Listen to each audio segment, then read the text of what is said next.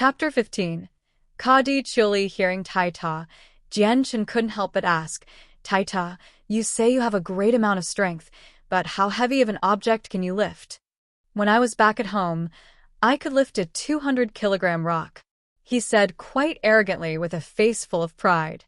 Jianchen's face went blank as he heard that answer. This was a monster of a student. A 200-kilogram rock was impossible to lift for the average adult. But for a young boy like Tai Ta to be able to lift such a titanic rock, Jianchen could only feel awe from this fact. Tai Ta, how old are you? Jianchen had started to look at Tai Ta in a different light now.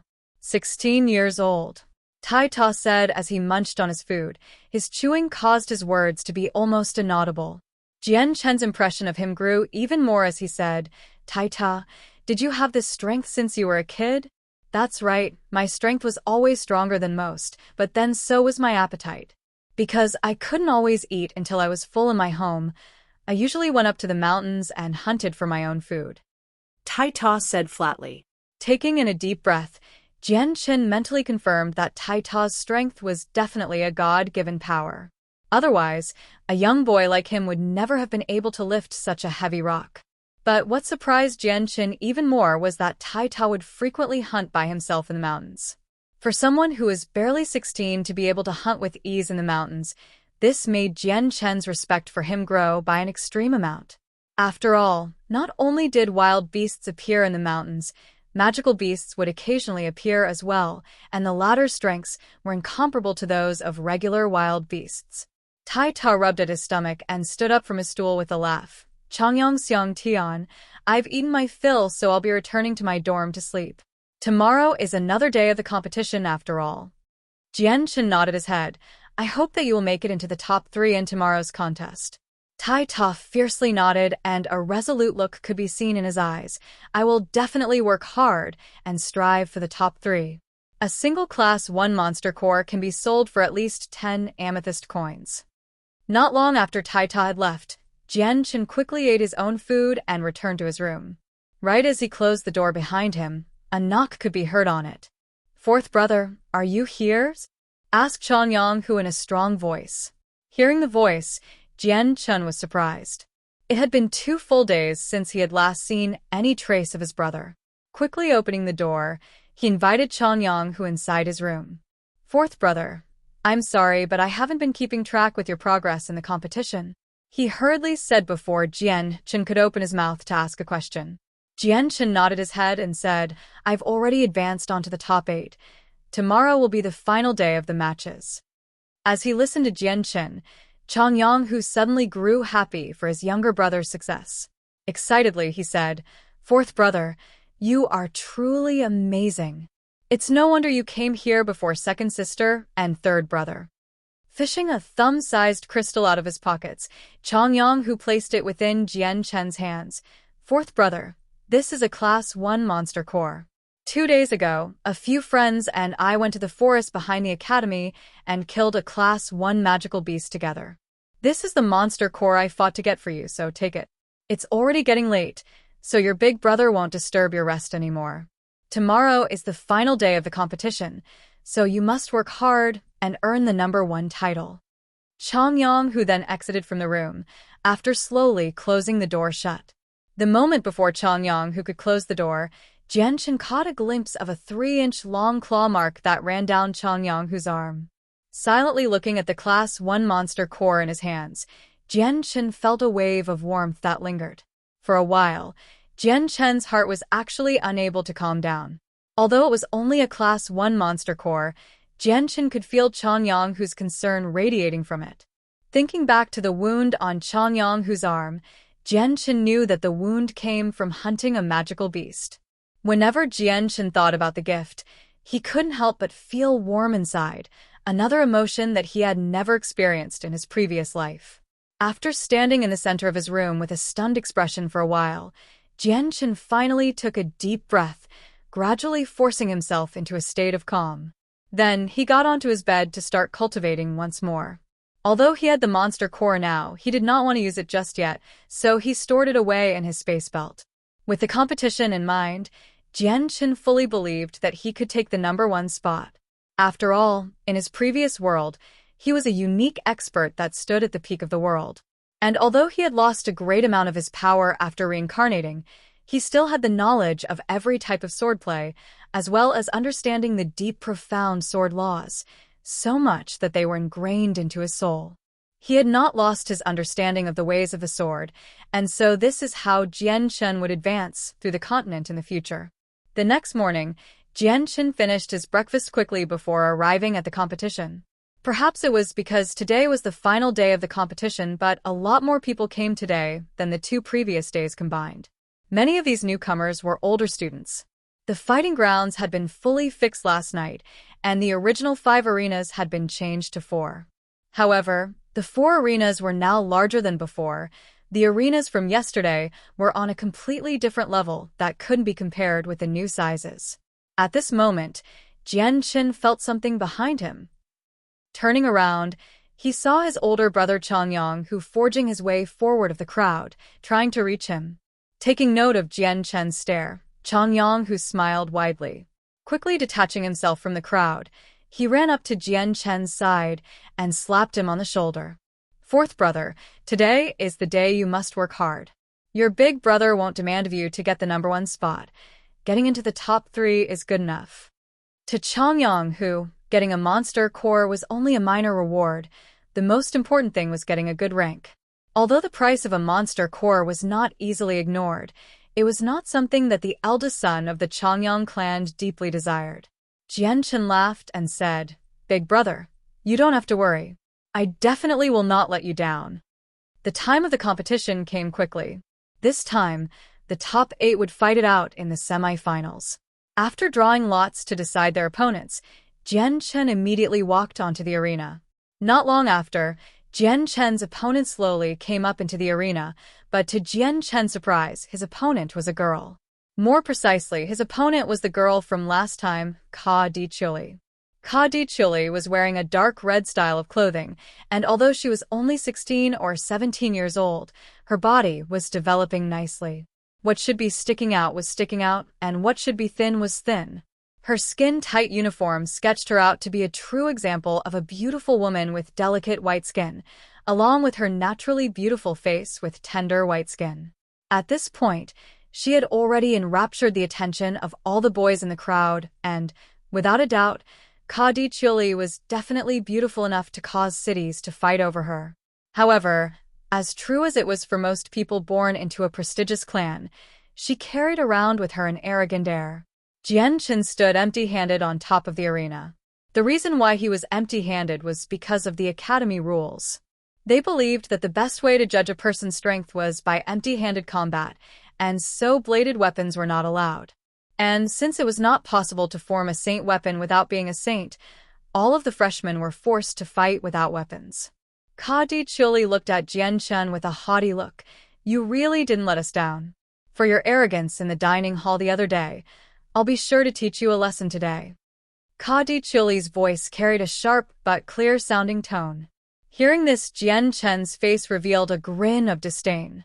Within the people who were born within prestigious clans, many of them truly did not know how vast the heavens and earth were. Boom! A loud sound rung throughout the arena, signaling the start of the match. Because all 4 of the arenas were in the same place, the moment the gong was heard, all 8 participants simultaneously started to move and began to fight. Ka Di Chuli quickly strode towards Jian Chen, but when she was within 3 meters from him, she suddenly jumped up into the air to deliver a flying jump kick towards his face. Although Ka Di Chuli was young, she was fairly strong since she was already at the 9th Saint Force layer. Jian Chen stood in place without moving a single step. As Ka Di Chuli's foot got closer to his face, he tilted his neck sideways, allowing the kick to merely graze past the side of his head. Ka Di Chuli's reaction speed was fairly fast. The moment she realized her kick didn't connect, she swung out at his nose with a Saint Force enhanced fist. Not only was her fist coming in at rapid speeds, but with a huge amount of energy stored within her fist, any normal person would come out with serious injuries after being hit by that. As far as Jian Chen was concerned, she would not hold back. No matter if she ended up defeating Jian Chen and moving on into the top 4, or if she was just teaching Jian Chen a lesson, she would definitely not allow herself to hold back. Jianchen dealt with Ka Dichuli's attack with ease, and although his opponent was one layer higher than him, Jianchen was not like an average child. His battle experiences from his past world were abundant, so if he wanted to continue this match without fighting back, then Ka Dichuli wouldn't even be able to touch his clothes, much less beat him within 5 rounds. After Ka Dichuli had tried to attack him a few dozen times without even being able to even touch Jianchen's clothes, she grew extremely annoyed and stopped her barrage of blows. Panting slightly, she stuck both her hands by her waists and glared at Jianchen. "Hey, are you going to actually fight or not? If you're not going to fight, then get off the arena instead of jumping around all over the place." Jianchen laughed as he looked at the fuming Ka Dichuli and said, "The person that'll be leaving the arena will be you, not me. How do you plan to beat me if you can't even touch my clothes?" "Why you?" Ka Dichuli's naturally beautiful face grew red with anger as she pointed at him with her finger, and she was momentarily unable to speak. But then she grew calm, and she rolled her eyes, sneering. "So, what if I can't touch you? You can't even stand to fight me head-on and can only dodge my blows like a little coward." Is that right?" Jianchen's face revealed a hint of a smile as he looked at her with a strange expression. Ka Dichuli looked on haughtily, speaking with complete conviction. "Of course. If you aren't a coward, then you'd better try actually fighting me." Jianchen glanced over at the other 3 rings and saw that the other matches were beginning to wrap up. Turning his head back to look at Ka Dichuli again, he laughed. "If you really want to fight me head-on, then fine. I'll grant you your wish." Chapter 16.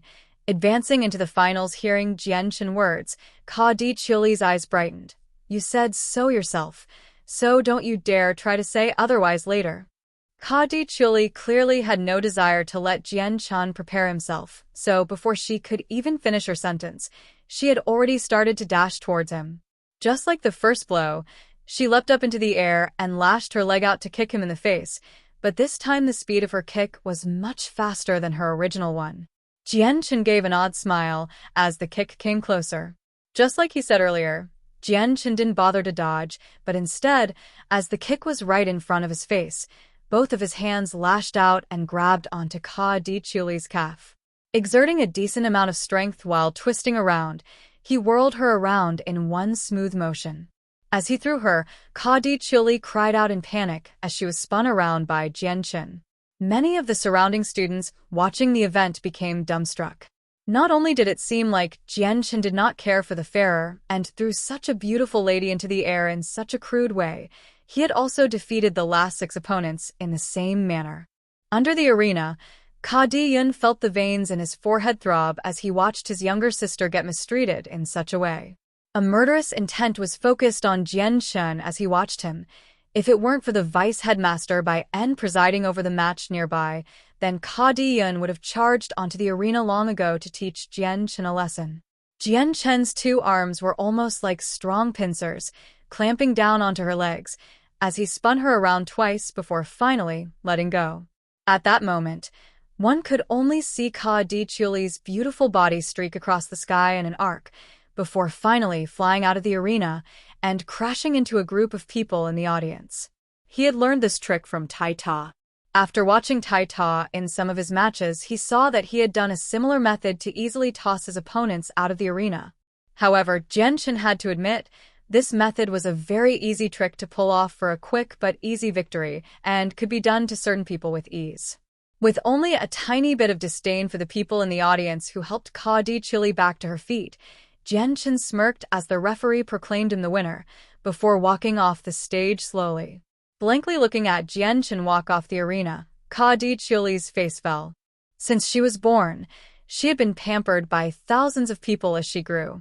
For her to suffer humiliation from being tossed into the air after being spun around like a top, she had felt that she lost face as well as being wronged, despite not getting injured. As she thought about this, Ka Dichuli's eyes started to tear up, and she eventually began to leak out streams of tears as she cried silently to herself. As Jianchen walked down from the arena, Ka Dichuli's brother, Ka Diyun, blocked his path. Glaring at him icily, he growled, "Kid, you really have some fucking courage to treat my sister like that." Jian Chun lazily glanced over at the furious Ka Di Yun and snorted. Without saying anything, Jian Chun walked away from him. Words were not worth wasting on him, because Jian Chun couldn't stand to hear Ka Di Yun try to use his clan's influence to bully others. Watching Jian Chun walk farther and farther away from him, Ka Di Yun's own face grew even more somber.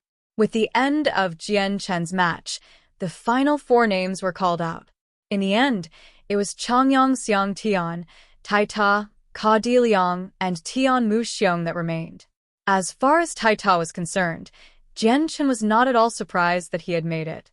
However, Jian Chun did not think that Ka Di Liang would unexpectedly make it into the top 4. There was also the 4th participant, Tian Mu Xiong.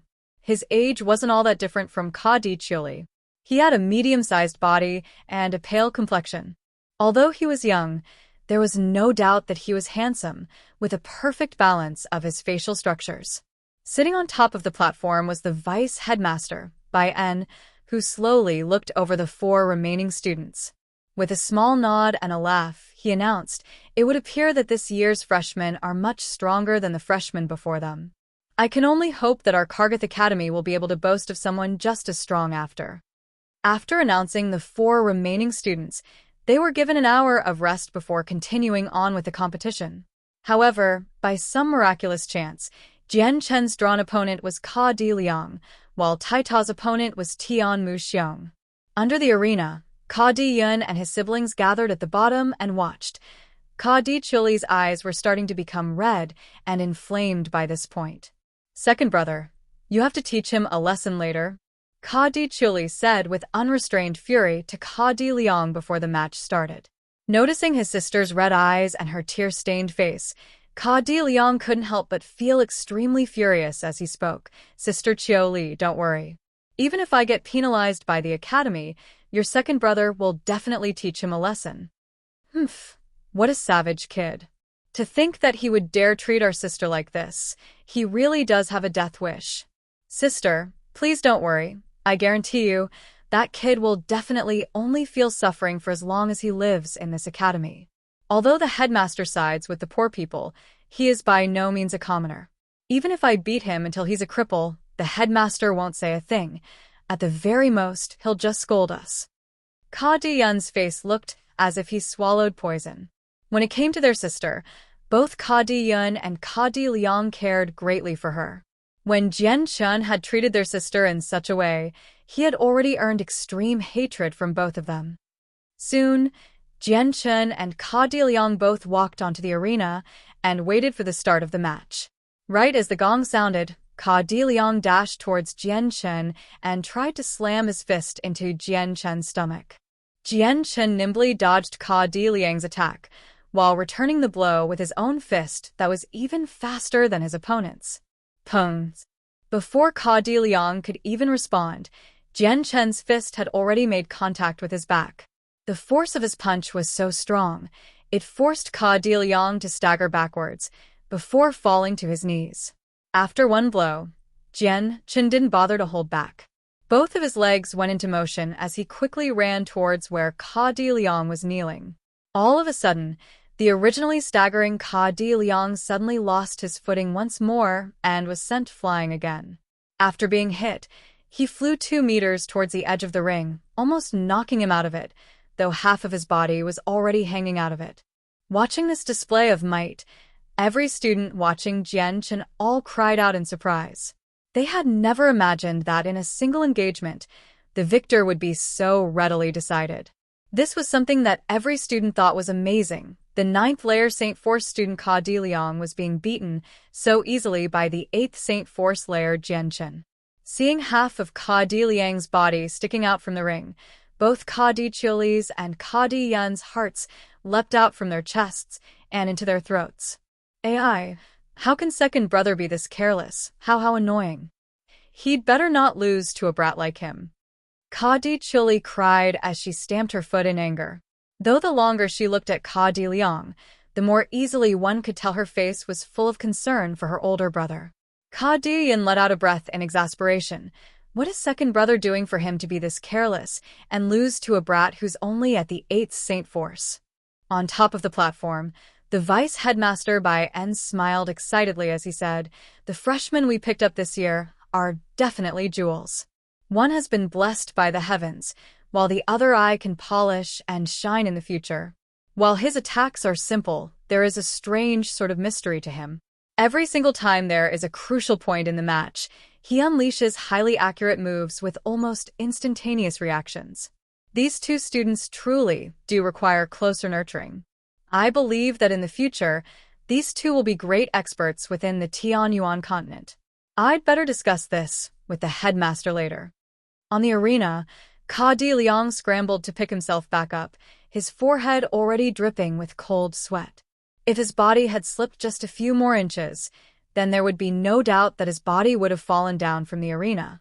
And then if he truly did lose to an 8th Saint Force Layer student in such a disgraceful manner, he would definitely have been labeled as a great disgrace. When Ka Di Liang crawled back up and turned himself around, his surroundings suddenly blurred, and he was suddenly aware of an acute sense of pain in his stomach before he could fully comprehend what was happening. But then, his body felt as light as a feather, before he realized the stage was growing smaller and smaller. The next thing he knew, his body impacted the ground below, and his previously spotless, white robes now sported a single dusty footprint. Blankly standing up from the ground, Ka Di Liang looked all around himself, before he fully comprehended what had just happened. Indignation burst forth from his eyes, as he shot Jian Chen a malicious glare. Although he had reached the 9th layer, he had ultimately been beaten by a student who had only reached the 8th layer, and felt his defeat was an extreme waste. Every time he thought of this, Ka Di Liang's heart filled with endless anger. To him, this was definitely a huge disgrace. Ka Di Yan walked up to Ka Di Liang and said, "Second brother, you've disappointed me. You have really lost face for our Ka Di clan." After dropping these words, Ka Di Yan didn't spare a second glance at Ka Di Liang and immediately left the area. Hearing Ka Di Yan's words, Ka Di Liang's face immediately turned beyond ugly. "Second brother, you were too careless. Although you said that you would help me teach him a lesson, it ultimately became you being the one that was taught." Ka Di Chuli said resentfully in a disappointed voice, her tone quite indignant. Hearing this, Ka Di Liang's face changed as well, before growling, "This was the extent of his luck. It was because of this arena that he won. If we were to change places, then there would be no way he would be an opponent for me. Third sister, don't worry, I will definitely teach him a lesson in the future."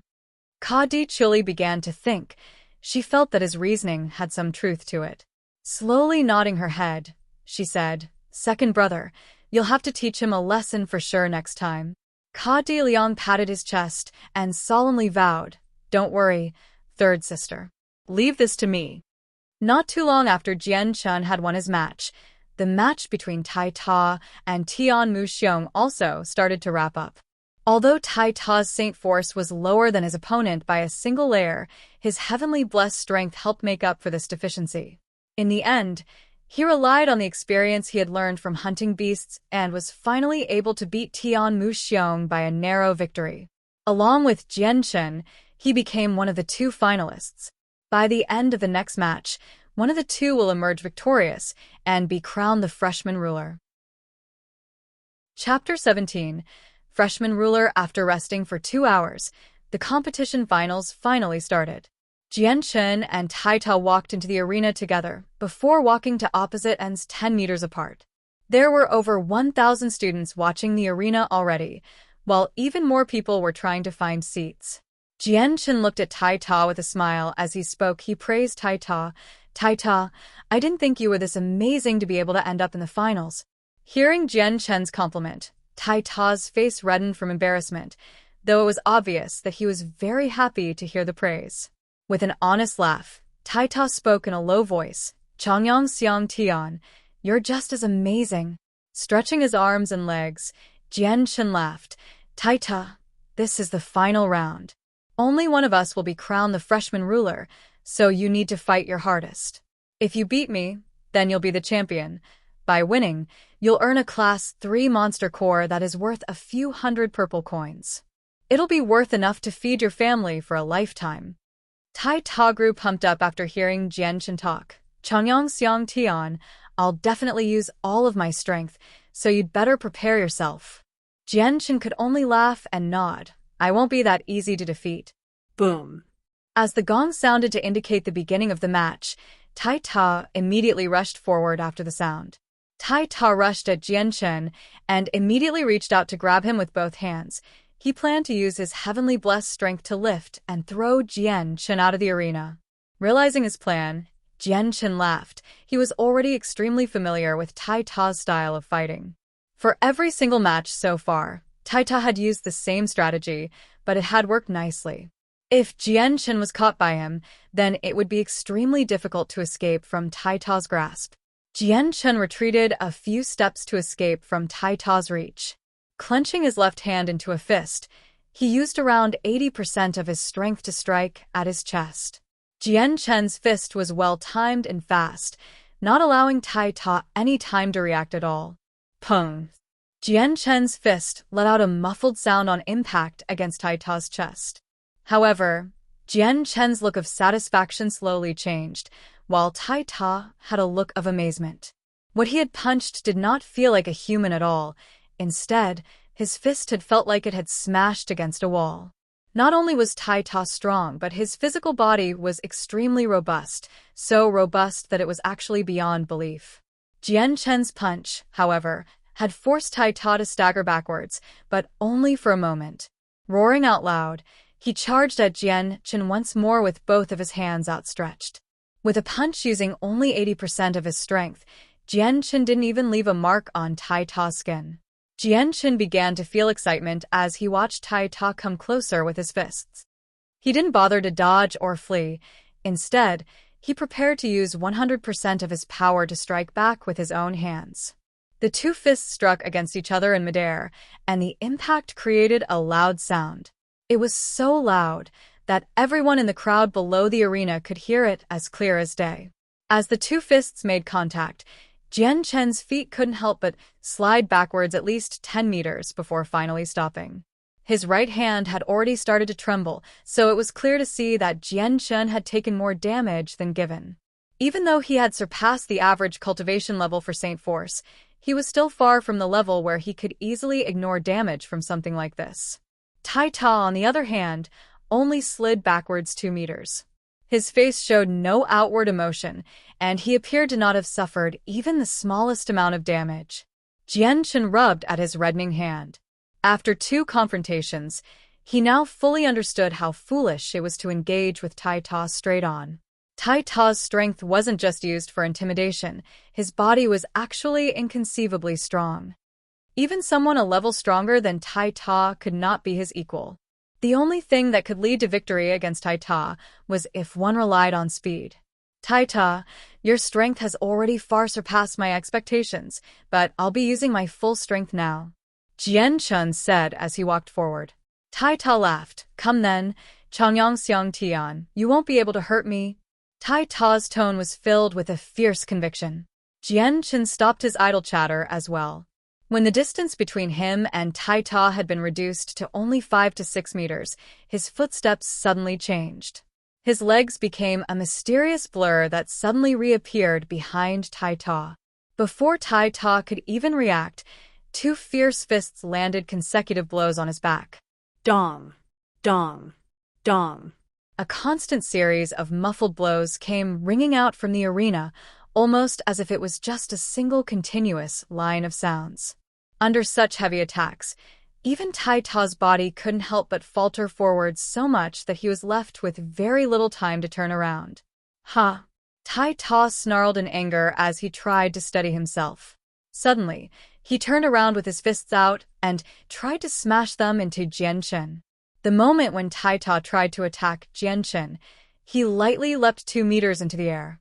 Narrowly dodging Tai Ta's fist, Jian Chen used both of his legs to kick at Tai Ta from midair. Both of his legs held formidable power, and they thrusted towards Tai Ta's back. Dong, dong, dong. Jian Chen lashed out with his feet several times before landing back onto the ground. By this point, Tai Ta's face had been kicked by Jian Chen multiple times, causing his face to bruise all over. Immediately after landing on the ground, Jianchen turned around on the floor and bent his legs down without pausing. His left leg revolved in a 180-degree arc. His right leg swept at Tai Ta's own legs. Pung! Tai Ta's leg crumbled down below him, but he immediately bounced back up and snarled as he rushed at Jianchen.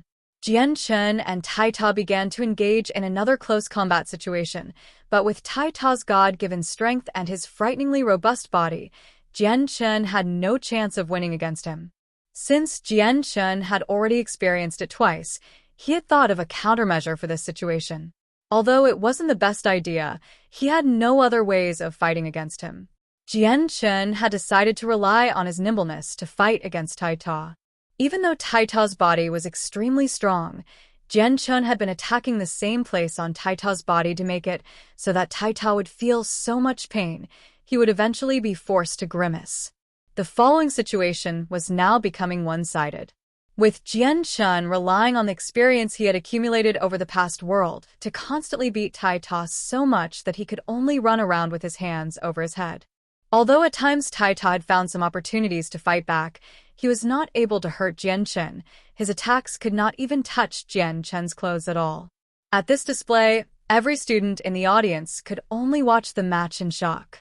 No matter how fast Jianchen was with his martial arts, his speed had far outstripped the average person, causing all of the students to look on with great interest, as it was something they had never witnessed before. On the top of the platform, Bai En gasped in admiration as he watched Jianchen.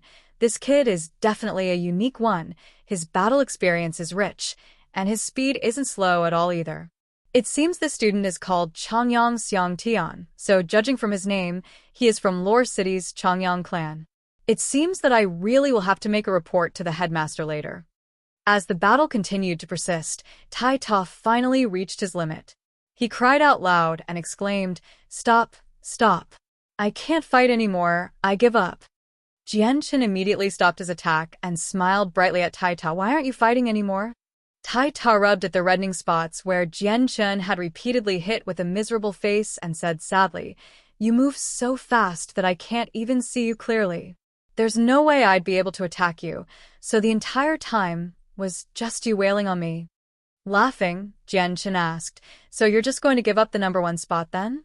Although Jianchen hadn't held back as he fought against Tai Ta, his skin was so thick and his body was so strong that there was barely any serious damage done to him at all.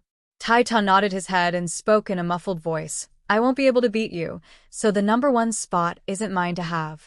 Second place is already decent enough. A Class 2 monster core can be sold for a decent price too." Afterwards, the two students walked off the stage while the third-place winner was announced, Ka Di Liang and Tian Mu Xiong, who had fought it out against each other in a battle to determine the winner. In the end, it was Tian Mu Xiong who had won and claimed the title of third place. After the quota for the top 3 players was met, Jianchen was called up onto the platform. As the vice headmaster Bai En walked towards him, he glanced at Jianchen with no small amount of admiration. Immediately looking away, he turned his head to look at the 1,000 students in the audience and announced, "Dear students, this year's freshman competition has finally come to a conclusion. I declare the freshman ruler of this year to be the student Changyang Xiangtian, who is an 8th Saint Force Layer practitioner." The vice headmaster Bayan spoke in a firm voice, causing everyone to applaud and cheer. But as some of the 9th Saint Force Layer students heard the new freshman ruler was at the 8th Saint Force Layer, many of them couldn't accept that. However, they could only grumble out their displeasure. But Jianchen's strength was something they could accept. Some of them had even been dazzled by the way he fought, and his speed was something that not many people could dismiss. This year's freshmen are really too useless.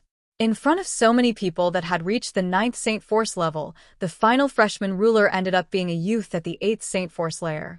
This is really too embarrassing. That's true. Today's freshmen were really too weak. Not only was the title of freshman ruler taken by a person at the 8th Saint Force layer, I heard that the suntanned youth in second place was also someone who was only at the 8th Saint Force layer. I really don't know what these freshmen had practiced to the 9th Saint Force layer for. The two people that spoke were seniors wearing the academy uniform, Their tone were filled with a mocking voice towards those who had lost against the two. Hearing the two students complain, another one of the seniors replied to them, "You guys shouldn't even say anything. It's not that those freshmen who reached the 9th Saint Force layer were weak, but it's because those 8th Saint Force layer students were stronger than them by a large margin. That suntanned kid had strength that could scare anyone. Don't tell me you guys didn't see how those 9th Saint Force layer students were easily thrown out of the arena. If it were us that were fighting instead, I'm sure that we wouldn't have been better off than the freshmen." As for that first-place freshman, his strength was even more terrifying. Did you guys also miss how fast he was moving around and attacking? Even if it were us in that same situation, we would have a hard time trying to dodge his attacks. Other than those two students, many other seniors of the academy were also discussing the matches amongst themselves. They had already been at the academy for so many years, but this year's competition had left them speechless. This year's freshman batch had many students who reached the 9th Saint Force layer, but no one had expected that the top two students would be 8th Saint Force layer students. Soon after, Jian-Chen obtained the Class 3 Monster Core as a reward. It was a deep red in color and was bigger than the monster core than the one his brother had given him earlier. Holding his hand up, Jian-Chen could clearly feel the huge amount of power radiating from the core. The huge amount of energy in the core and the true qi in his previous world had a very small difference, but as far as Jian-Chen was concerned, the energy coming from the core was extremely huge. Aside from the monster core, Jian-Chen had also received a medal that was cast in complete gold with a decorative design written on it. From what Jian-Chen had heard, there was no information on the medal he had won, so he had no idea what use the medal was for. But as he was trying to figure it out, the vice headmaster by N explained to him, "This medal can only be rewarded to the first-place winner of every freshman competition. As long as you have this, then you will be given a Class 1 Monster Core every month. Other than that, the medal allows the wearer to access the first 5 layers of the library." Chapter 18. The Monster Core's cultivation rate support. Every month a Class 1 Monster Core will be given, as well as free access to the first 5 levels of the library. Hearing Bai En's explanation, Jian-Chen's heart swelled up in marvel. Could it be that the students weren't able to even get a Monster Core every month? And who would have thought that the library would have a restriction imposed on it? Receiving the medal, Jian-Chen had already planned to ask his brother Chongyang about this later. He had already been in this academy for 3 or 4 days, but 3 of the days had been completely occupied by the martial arts competition. Even for the first day, he had barely half the day to himself, so he had very little time to find out more about the academy. After Jian-Chen exited from the arena, both Tai Ta and Tian Muxiong walked forward to accept their own prizes. After the ending ceremony, the crowd of students had already begun to disperse. "Fourth brother, you're seriously amazing. You really did win first place in the competition. Once father hears about this, he'll definitely be very happy about this." As the two walked towards his dorm, Chongyang kept chattering away happily with Jian-Chen. As the two continued to talk, Jian-Chen started to laugh, as he couldn't help but feel the warm feelings he had remembered from his mother. If mother found out about this, she would definitely be beyond happy. Jian-Chen thought to himself. In a flash, Chongyang and Jian-Chen arrived at the dorms and entered Jian-Chen's room. Chongyang impatiently asked Jian-Chen, "Fourth brother, hurry up and show me the Class 3 Monster Core." Looking at Chongyang's still excited expression, Jian-Chen laughed and brought out the Monster Core from his space belt, handing it over to Chongyang. Chongyang took the core into his hand and turned it around endlessly, almost as if it was a treasured object. He clicked his tongue in admiration. "Fourth brother, you're seriously amazing to immediately get a Class 3 Monster Core straight after entering the academy. Your older brother has already been at this academy for over 2 years, and the most I ever got was a Class 2 Monster Core. Moreover, I had to pay money for it." Hearing this, Jian-Chen could only chuckle. "Big brother, I've heard that you've already reached the peak of the 10th layer and will soon break through to the Saint level. You should take this Class 3 Monster Core." Jian-Chen didn't regard the Monster Core as an important item, and although the Class 3 Monster Core would increase the rate of cultivation, Jian-Chen didn't need it at all. Chongyang was stunned at Jian-Chen's words, But he quickly regained his wits and placed the Class 3 monster core back within Jian Chen's hands and said, "That won't do." This Class 3 monster core was something that fourth brother got after going through a painstaking amount of trouble. How could your big brother take something like this? Looking at the newly returned Class 3 monster core, Jian Chen smiled. He truly admired his big brother's actions just then. At the very least, he wouldn't have to worry that Changyang, who would be like third brother Changyang Ke, and become an obstacle towards him. Once again, Jian Chen placed the Class 3 monster core in Changyang Hu's hands. "Big brother, this Class 3 monster core would be best with you." This time, Jian Chen really wanted Changyang Hu to accept the monster core. Definitely not. Changyang Hu's refusal came out strong and clear, without any hesitation. He handed the monster core back to Jian Chen and said, "Fourth brother, this monster core should be used by you. This is your reward for being the freshman ruler. This item is definitely not something your big brother would want from you." Seeing how persistent his brother Changyang Hu was, Jian Chen could only helplessly take back the Class 3 monster core. After that, Jian Chen began to ask his older brother a few questions regarding the affairs of the academy. It had taken 3 hours for Changyang Hu to carefully explain every single rule that Jian Chen didn't understand about the academy, increasing Jian Chen's familiarity with the academy. First was Kargath Academy's headmaster, who favored students that weren't from a noble background. If he found a noble bullying a commoner, the student would definitely not be able to escape from punishment. Regarding battles between nobles, he would turn a blind eye, as long as it didn't turn into a major deal. Other than that, he didn't care about them at all. Also, within the Kargath Academy, one would have to reach the Great Saint level in order to graduate.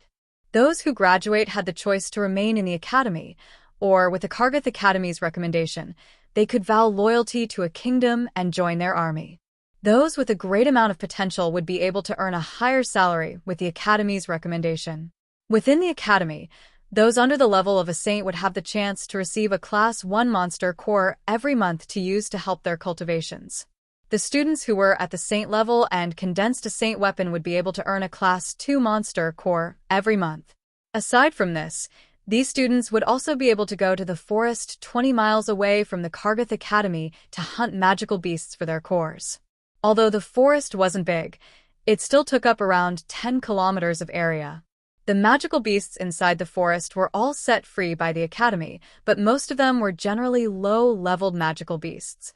Their attack strengths were amongst the lowest of the beasts, and receiving a serious injury was unlikely. Kargath Academy bred these low-level magical beasts for the students to practice their martial arts in a real combat situation, as well as to allow the magical beasts to adapt to the wild. The strongest magical beast in the forest was no stronger than a Class 2 beast, while many of the animals were just regular wild beasts who couldn't even measure up to a Class 1 magical beast. However, if a Class 2 magical beast were to appear, then the academy would send out a few experts to take care of the monster in order to prevent the students from getting hurt. The forest was separated into 3 regions. The first region was full of wild beasts who didn't even reach the level of a Class 1 magical beast. The second region was a place where Class 1 magical beasts dwelled. The final region was full of Class 2 magical beasts. All 3 areas had been successfully sealed and blockaded against the other areas by the previous generations of the headmaster, so no one would have to worry about the monsters escaping from the forest. The academy also had a library, which was separated into 7 levels. Inside the library was a great amount of books with an abundant amount of information. Aside from books about the continent's history, there were also many secret training manuals for practitioners.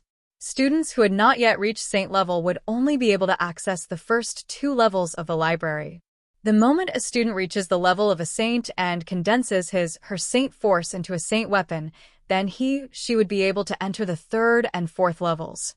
For any level above the 4th, the only people who could enter were teachers or students at Great Saint level.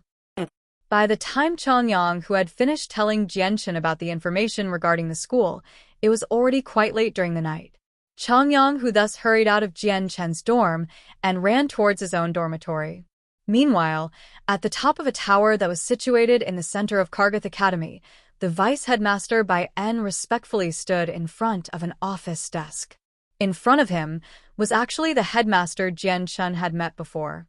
The headmaster of Kargath Academy extended his arm and stroked his long beard. Indifferently looking at the vice-headmaster, he said, "Bayan, did you say that the name of the freshman who won the competition was a kid called Changyang Xiang Tian?" The headmaster's tone held a hint of surprise.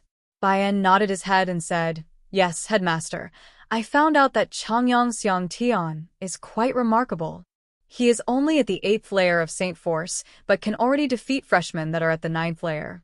His attacks are not only aggressive, but also quite agile and nimble. It also seems that he has plenty of combat experience, which does not match up with the strength he should have.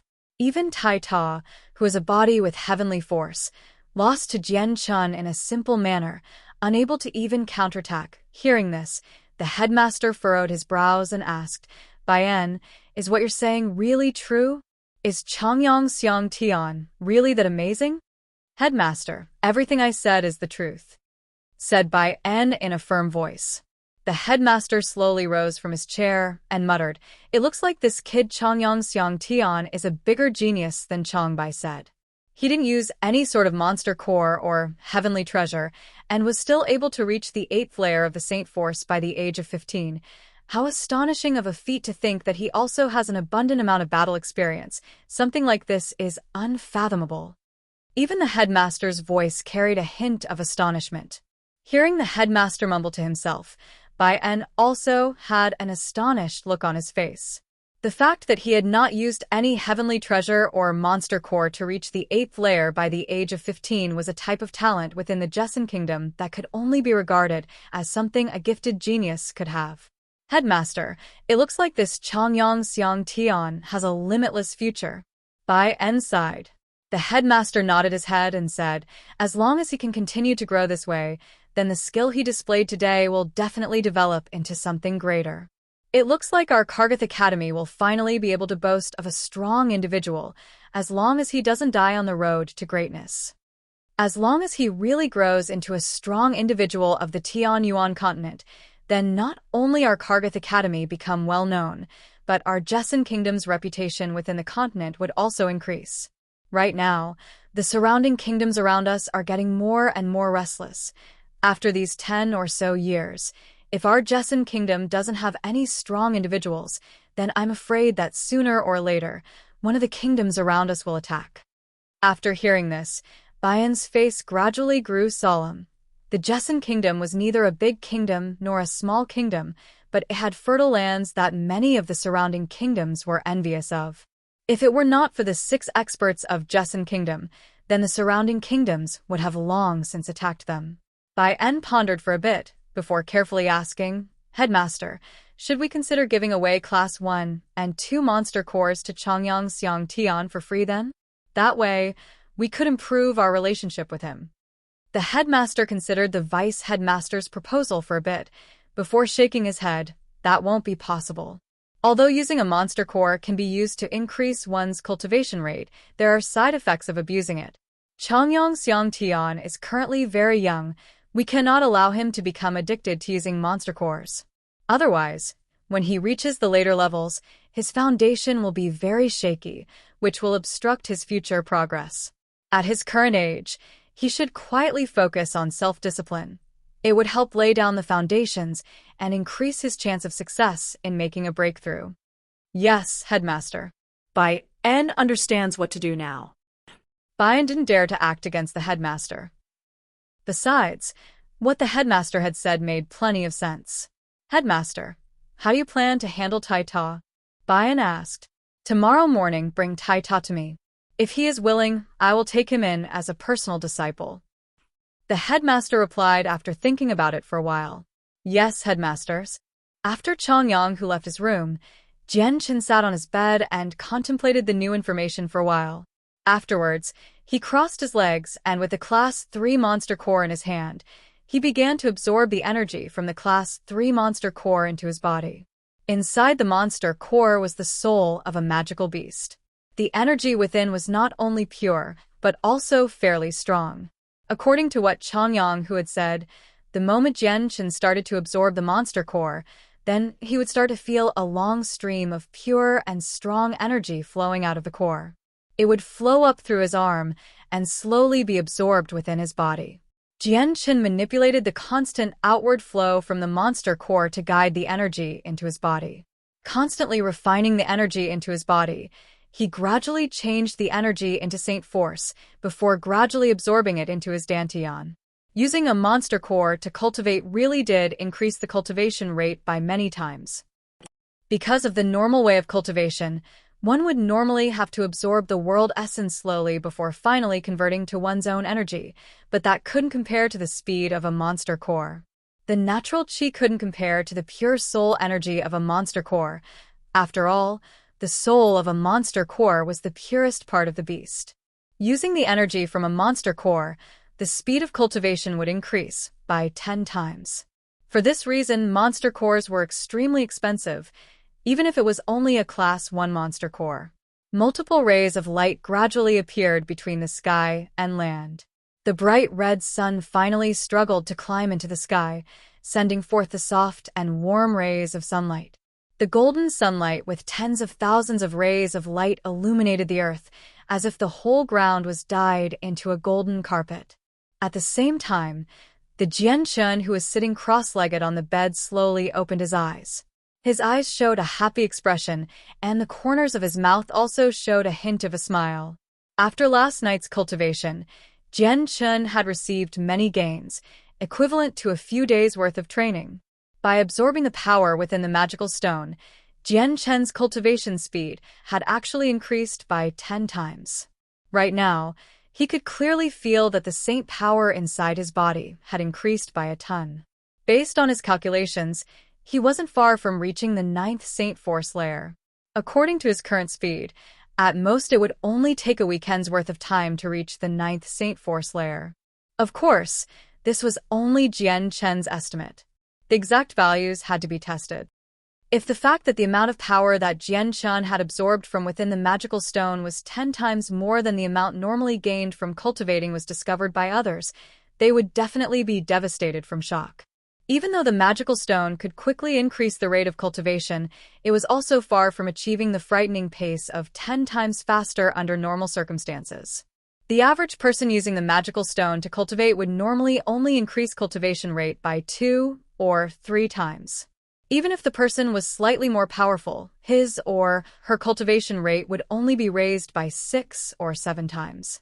Considering the fact that Jian Chen's power wasn't even saint level, the fact that he could increase his cultivation rate by 10 times was definitely an extremely frightening pace.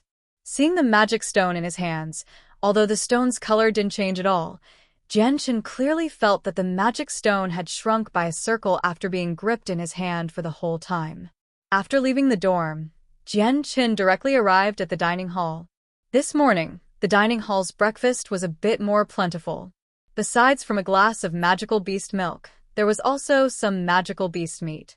Jian Chen had eaten quite a bit of magical beast meat in the Changyang household, and the taste was quite delicious. In his previous world, Jian Chen had never eaten such savory meat before. Chapter 19. Inconvenience in a flash. 3 days had already passed. Although the 3 days were not long, it still allowed Jian Chen to become more accustomed to the lifestyle and environment in Kargath Academy. Within these 3 days, other than Jian Chen participating in classes on the first day, he had spent his time on the other 2 days either cultivating in his room or wandering around the library. Due to the fact that the curriculum taught by the teachers of the academy revolved around how one should behave, what should be done in a dangerous situation, and a few skills one would need in order to survive out in the areas outside the cities, Jian Chen felt that these things weren't even worth learning. He was a wanderer in his previous life. With his experience, he could teach those teachers how the class should be taught.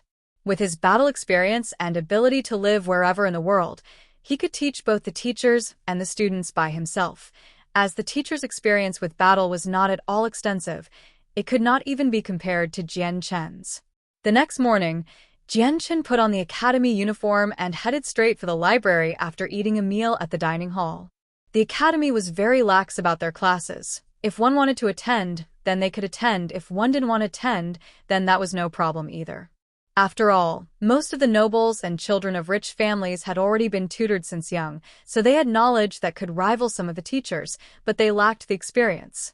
Therefore, the classes were pretty much only for the commoners to learn from.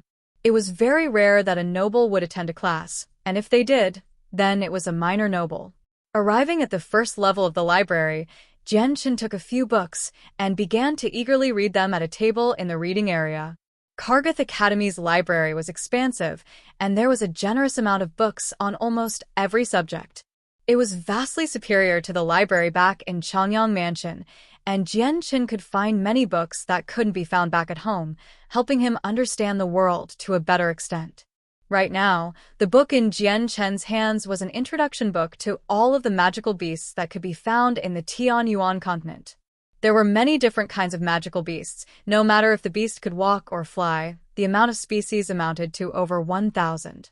The book even mentioned that there were still many magical beasts left undiscovered, and for the magical beasts that didn't live within the deep abyss of the mountain range of magical beasts, then they lived in the endless ocean. That was an area that even the strongest of people had trouble traveling to. As Jianchen immersed himself in studying, a 16 to 17-year-old female student suddenly came walking through the doors. The female was extraordinarily pretty, and she also wore the academy uniform. Her long and beautiful hair was carefully braided into tiny ponytails, causing her face to look even more gorgeous. But on her face was an extremely haughty expression. One look at her would reveal that she was from a noble family. This female was actually Ka Di Chulio of the Ka Di clan. Ka Di Chulio entered the library and walked over to the bookshelf before casually walking on over the reading area with a book in hand. She glanced over at the other students reading there, but the moment her eyes swept over to the area with the tables, she saw the back of Jianchen, causing her to immediately stop where she was and stand there in surprise. Ka Di Chulio focused onto Jianchen's back, the light in her eyes never ceasing to flicker with emotion. Just thinking about how, a few days ago, she had been grabbed by the leg and casually thrown out of the arena without regard to her well-being, caused her to feel fury within herself. To her, that event was an unforgettable humiliation. The memory caused her face to boil over in anger before she snorted. No longer in the mood to read a book, she tossed it aside and stamped out of the library while gnashing at her teeth. Changyang Xiang Tian, I'll definitely show you one day. But Jianchen did not notice Ka Di Chulio at all, since he was completely focused on the book he was reading. No one would dare cause trouble in the library, so Jianchen didn't bother keeping his guard up in it. After Ka Di Chuli left the library, she immediately found her second brother, Ka Di Liang, who was practicing his martial arts alone in the forest. Seeing Ka Di Chuli walk over, Ka Di Liang stopped his movements and laughed. "Third sister, didn't you say you were going to the library? Why are you looking for me here then?" In his heart, he still dearly loved his younger sister. Ka Di Chuli walked up to him with a grimace. "Second brother, did you not say you would help me teach Changyang Xiang Tian a lesson?" Immediately after hearing Changyang Xiang Tian, the smile on Ka Di Liang's face disappeared, and a gloomy expression replaced it. He had been brooding over the freshman competition for the past few days, and since he had been defeated by an 8th Saint Forslayer student in such an ugly way, Ka Di Liang would never forget feeling that memory. That very kick was the single memoriam of his disgrace. Ka Di Chuli was furious as she spoke. "Second brother, Changyang Xiang Tian was in the library today. We should go over there and teach him a lesson." "Yes, of course. This time we will definitely be the winners. Come with me, third sister." Ka Di Liang started to walk towards the library with determination. There was no way he would admit defeat to Jianchen. He had blamed his loss the other day, due to his carelessness. It was because he had held back that he had lost to Jianchen. This time the high and mighty Ka Di Liang would not accept defeat. Ka Di Chuli started to show excitement. This time, second brother must definitely give the brat Changyang Xiang Tian a lesson he'll never forget, she said, as she followed him to the library.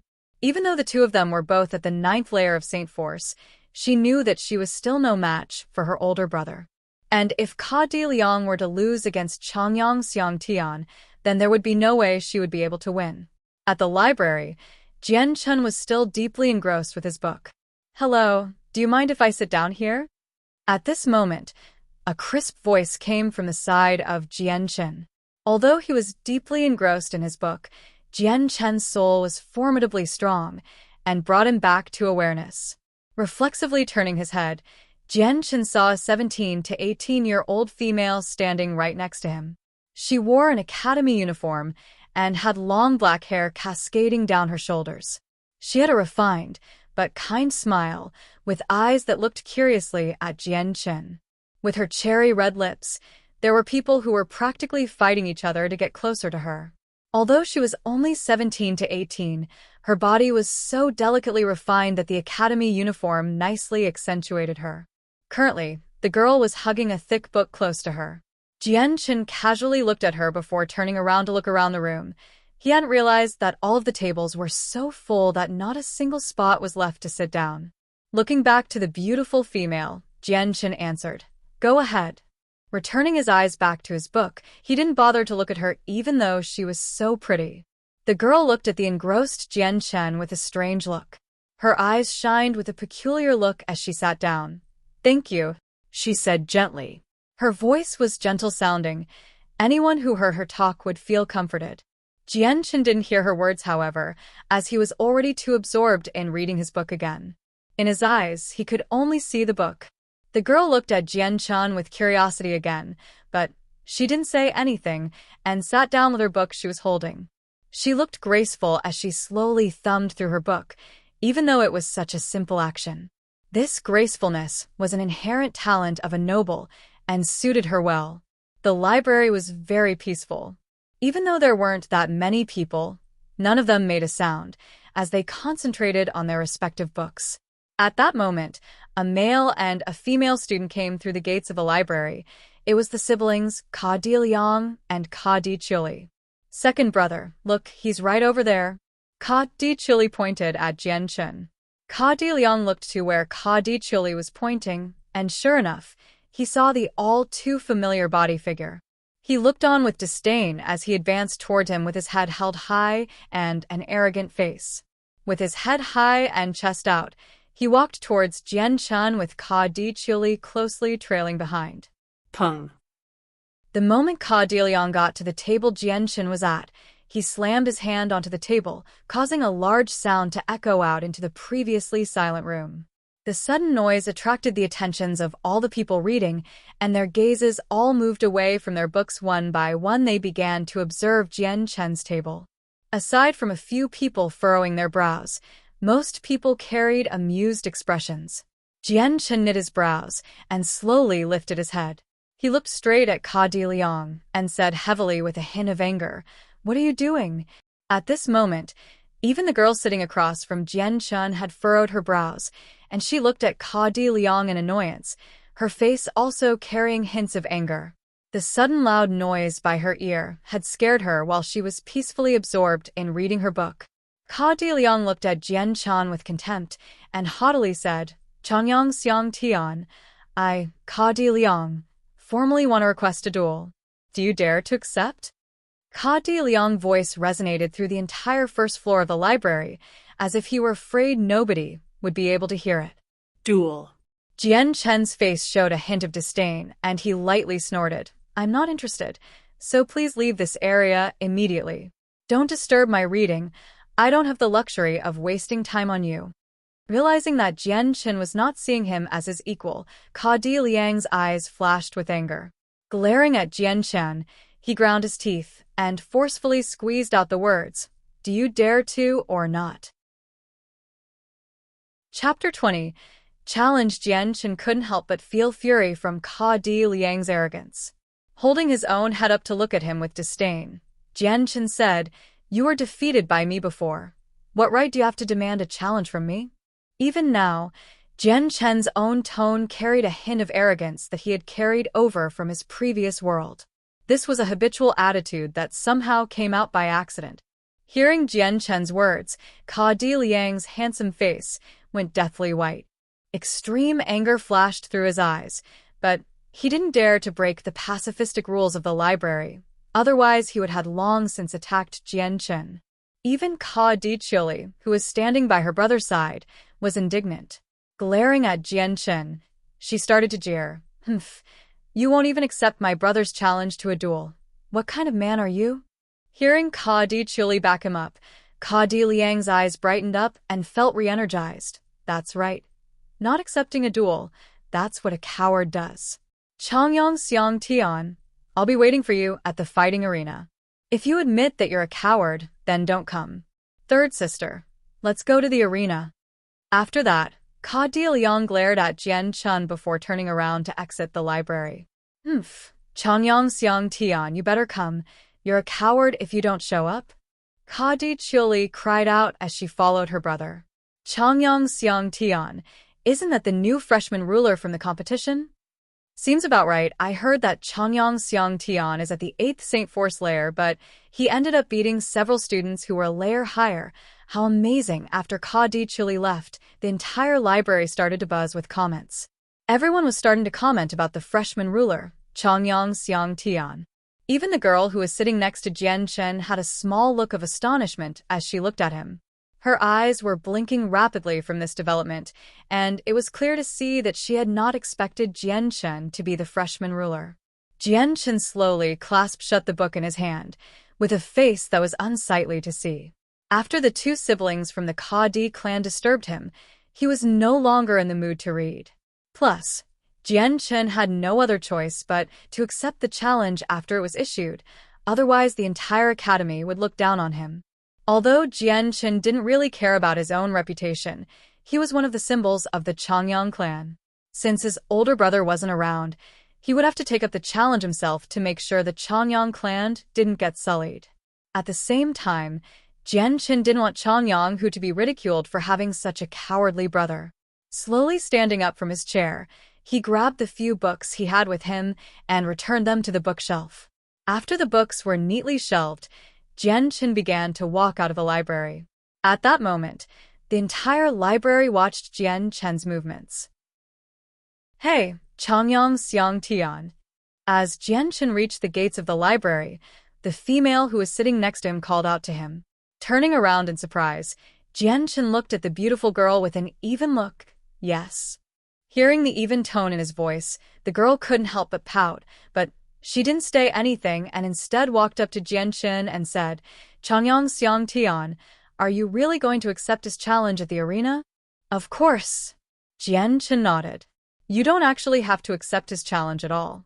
The library banned any sort of loud noises, so those people have already violated the rules imposed by the academy. You could just go and report this to the headmaster, and he'll definitely penalize those too.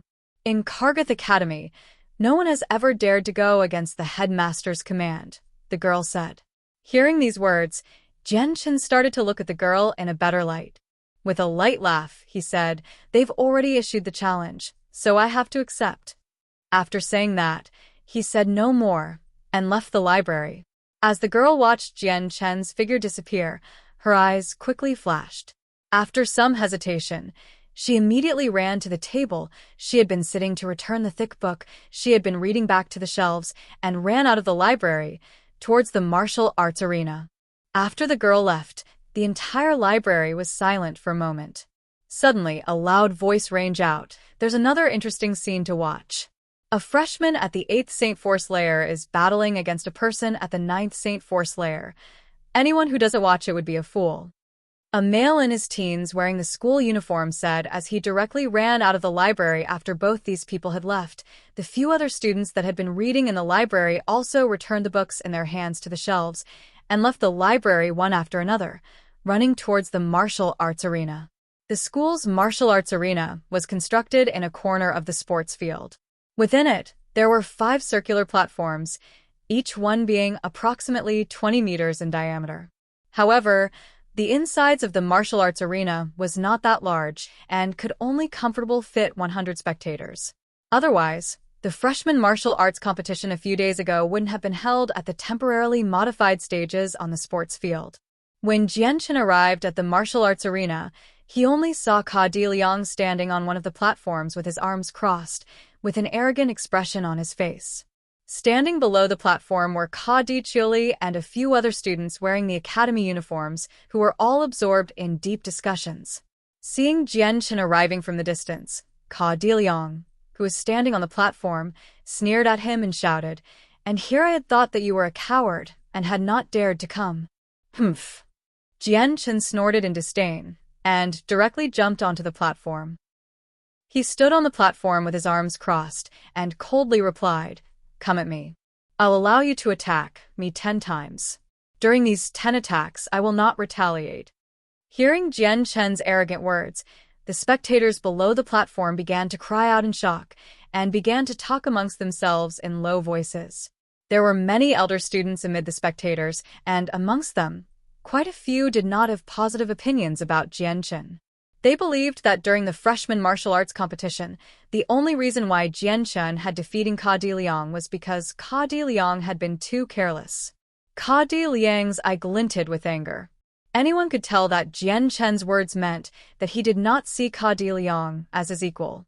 "Changyang Xiang Tian, you're even more savage than I had thought," Ka Di Liang said forcefully. Jian Chen looked indifferently at Ka Di Liang and replied, "If you want to fight, then hurry up. I don't have the time to waste on you." Humph. Ka Di Liang grunted and sneered. "Why are you so rushed? Let's wait until everyone gathers here. I want everyone to witness the moment I defeat you."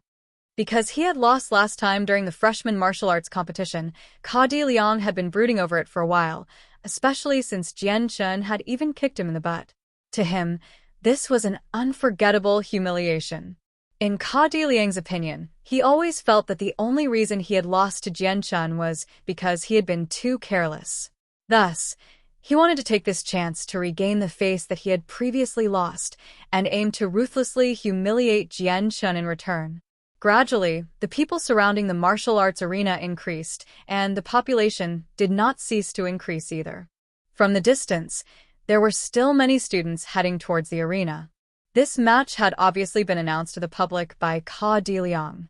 After only a short while had passed, the martial arts arena was packed with 200 or so people. Nearly everyone was excited to watch the lively scene. Amongst these people, Ka Di Liang's older brother, Ka Di Yun, also stood there, with a few people around his age standing next to him. "Fourth brother, you can do it.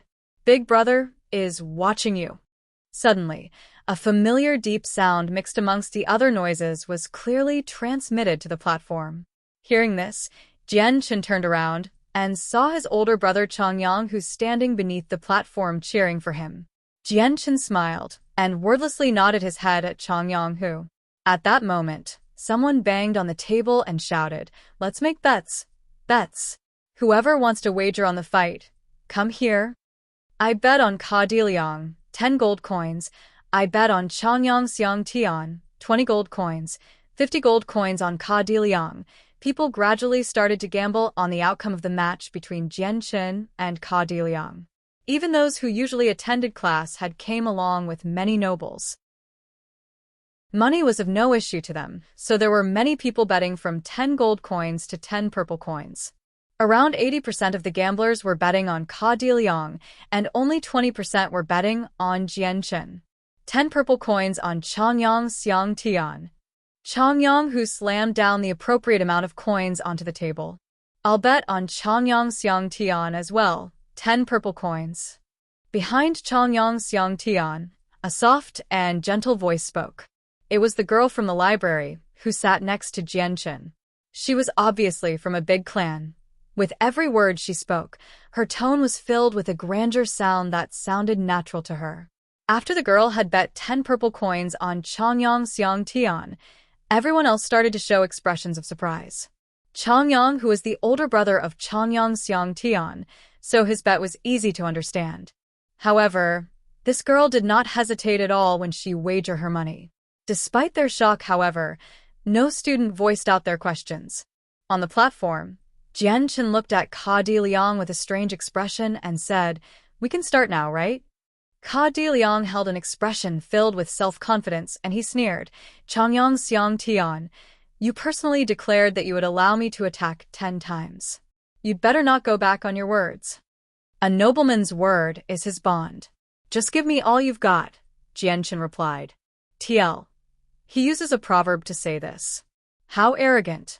Although Ka Di Liang didn't quite understand the fancy proverb Jianchen had said, but he could roughly guess the meaning of it. Without another word, he dashed at Jianchen to start the fight. Since Jianchen had allowed him 10 moves, he wouldn't hold back and unleash his strongest moves. Ka Di Liang quickly rushed in front of Jianchen and struck out with his fist that traveled through the air so fast, a whistling sound could be heard. Faced with the fist, Jianchen only took a single step back and allowed the fist to stop short of him before it could make contact. Who? How close? Just a bit more, and he would have been hit. This Changyang Xiang Tian can't be too powerful. As soon as the duel started, he was almost hit. If any of those punches connect, I'm afraid that he won't get off with just some minor damages, and the victor would already be clear. This Changyang Xiang Tian's luck is quite good to have dodged it like that. Everyone under the arena had thought that Jianchen was merely lucky to have dodged Ka Di Liang's fist, and so only a few observers had realized the truth, causing them to start to look at Jianchen in a new light. Chapter 21. Saint Ka Di Yin. Seeing how close he was to hitting his target, Ka Di Liang felt a tiny amount of regret. However, he immediately went back into motion and flung a kick at Jianchen. In a flash, 10 moves had passed without Jianchen retaliating, and every single move from Ka Di Liang had been easily dodged. But to everyone else that was watching, Jianchen had been narrowly dodging each move by the skin of his teeth, causing everyone watching, including Changyang Hu, to break out in cold sweat as they watched in anxiety. Ka Di Liang's attacks were fairly fast and furious, but none of the 10 moves he had lashed out with even touched Jianchen's clothes. Having not landed a single blow, Ka Di Liang was angry beyond belief. Finally lifting a fist to block Ka Di Liang's fist, Jianchen spoke. 10 moves have passed, it's my turn. Without waiting for a response, he aimed a kick at Ka Di Liang. The speed in which his leg was moving was extremely fast. There wasn't even enough time for Ka Di Liang to dodge. By the time he tried to move his hand up to block, Jianchen's leg had already smashed against Ka Di Liang's chest. Dang. Dang. Dang. The force of Jianchen's leg caused Ka Di Liang to stumble backwards. As he steadied himself, Ka Di Liang gave Jianchen a dumbstruck look. Although Jianchen was only at the 8th Saint Force layer, Jianchen's strength had far surpassed his expectations. It wasn't something Ka Di Liang would be able to endure. In the last fight during the competition, Ka Di Liang had never exchanged blows with Jianchen, so he never understood the true extent of Jianchen's strength. It was not until this fight that Ka Di Liang realized that Jianchen was stronger than he looked. In fact, based on the strength of the kick just now, Ka Di Liang was starting to doubt that Jianchen was only at the 8th Saint Force layer. Perhaps Jianchen also wanted to end this battle quickly because he didn't give Ka Di Liang time to even gasp before he quickly slammed his fist into Ka Di Liang's nose. Ka Di Liang's face hardened as he stood back up. His entire body tried to stand against Jianchen's fist before he tried to smash his fist against Jianchen's head. Jianchen let out a cold laugh before blocking the fist with his own hand. Grabbing onto Ka Di Liang's shoulder with his other hand, he got into a horse stance and grabbed onto him with his right arm. Grabbing tightly, he exerted some force and sent Ka Di Liang flying away.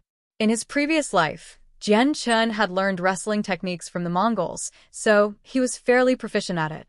He had used it many times and gained experience in it so much that it was ingrained into his memory. Jianchen learned many different skills other than just swordplay, and was fairly proficient at every single thing he put his mind towards. Ka Di Liang's body was almost like a feather as he flew through the air, thanks to Jianchen. He flew 4 to 5 meters into the air before finally falling back down to the arena. Phew, he saw Jianchen to be weak, but somehow, Jianchen had managed to accomplish such a feat with his delicate-looking figure. Likewise, the audience around the arena let out gasps of shock as they started to reevaluate their opinions about Jianchen. Seeing the two fight it out like this made it so that no one would ever dare to underestimate Jianchen in the future. The faces of Ka Di Yun and Ka Di Chuli both gradually turned quite ugly.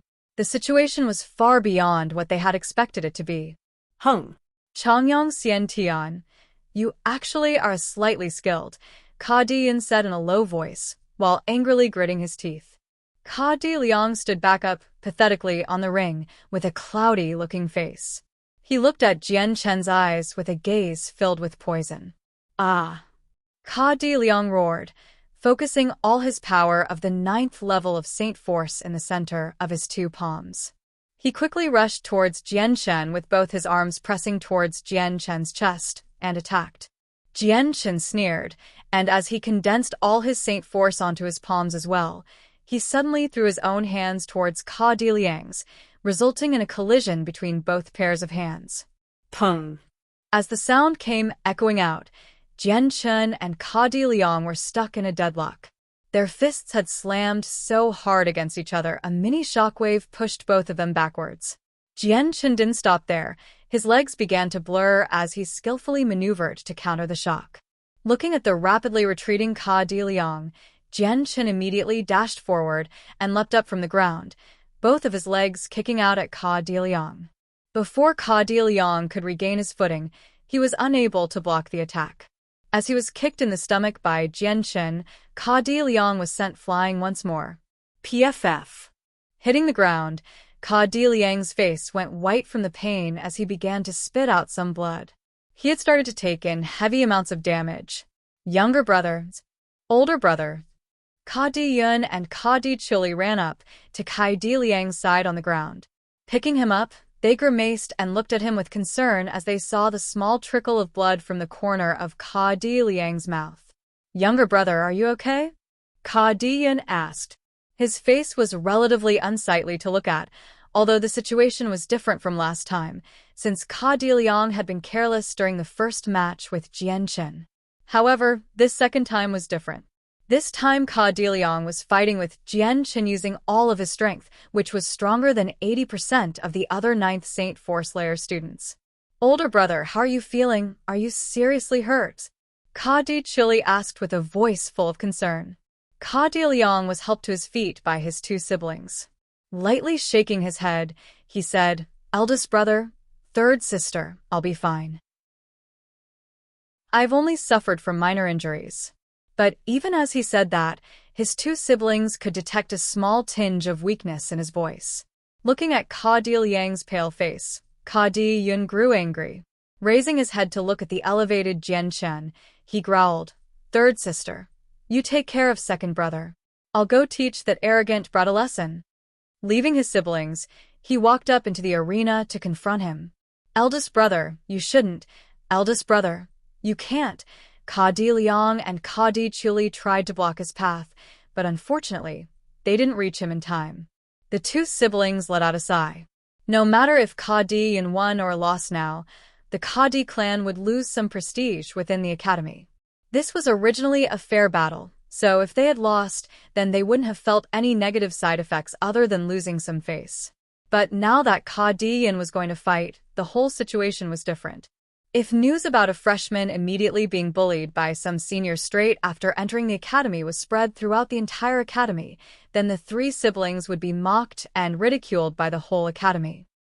Jian Chen stared at Ka Di Yun as he leapt up onto the stage and sneered, Are you here to avenge your brother?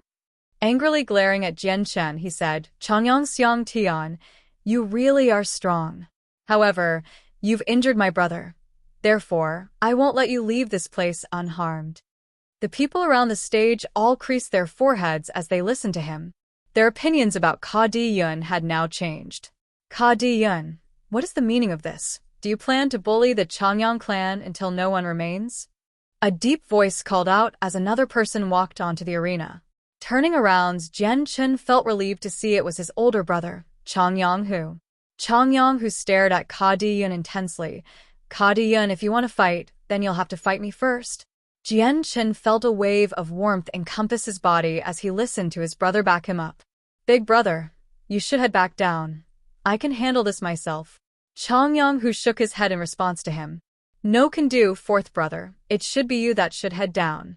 Ka Di Yun's strength has long since reached the peak of the Saint Force level. You are no match for him, so let your big brother help you. After hesitating a bit from these words, Jian Chen nodded. Then big brother, please be careful. Saying this, Jian Chen walked off the arena. Ka Diyan sneered in disdain as he watched Jian Chen exit the arena. Changyang Hu, you're just asking for trouble, so don't blame me for anything that happens. You're saying this far too early. Whoever the winner is and whoever the loser is isn't certain yet. Changyang Hu replied. He and Ka Diyan had long since reached the peak of the 10th Saint Force layer, so if Ka Diyan didn't condense his Saint Force into a Saint weapon, then their strengths would be equal. Ka Diyan let loose a ridiculing expression as he looked at the disdain on Changyang Hu's face. Lifting his right arm, a large golden-colored stream of energy started to focus onto his right arm and condensed into a great golden sword. The golden sword was quite large and measured around 5 feet long, and a single palm spread wide. Judging from the length of the handle, the sword was meant to be held with both hands. Looking at Ka Diyan grab the sword with both hands, Jian Chen's eyebrows furrowed together in concern. He had read up on saint weapons back in the Changyang mansion. He could easily see that this was Ka Diyan's saint weapon, and that this was also the first saint weapon that Jian Chen had ever seen since he first arrived in this new world. He had long since understood that a saint weapon was the condensed version of one saint force, but seeing this with his own eyes, Jian Chen couldn't help but feel amazed. To think that the saint force could be condensed in such a way, it felt almost like a fantasy. This made Jian Chen feel extremely excited. The moment the golden two-hand sword appeared, everyone cried out in surprise and admiration. A saint weapon. He really did condense one. So, he already broke through into the saint level. Ka Diyan became a saint. Changyang Hu will be in trouble now. The distance between the peak of the 10th layer to sainthood wasn't that far, but it was nonetheless very difficult to cross over. Within the Kargath Academy, the majority of the seniors had all reached the peak of the 10th Saint Force layer, but were unable to condense their Saint Force into Saint weapons. If one didn't have the talent that surpassed a regular person's, then it would be extremely difficult for her to make a breakthrough. Within the Tianyuan continent, it was not rare to see many practitioners to be stuck at the 10th layer until the end of their lives, without being able to become a saint. From this one could see that successfully becoming a saint was a truly difficult achievement. Also, once one broke through to becoming a saint, her strength would be increased by a large amount.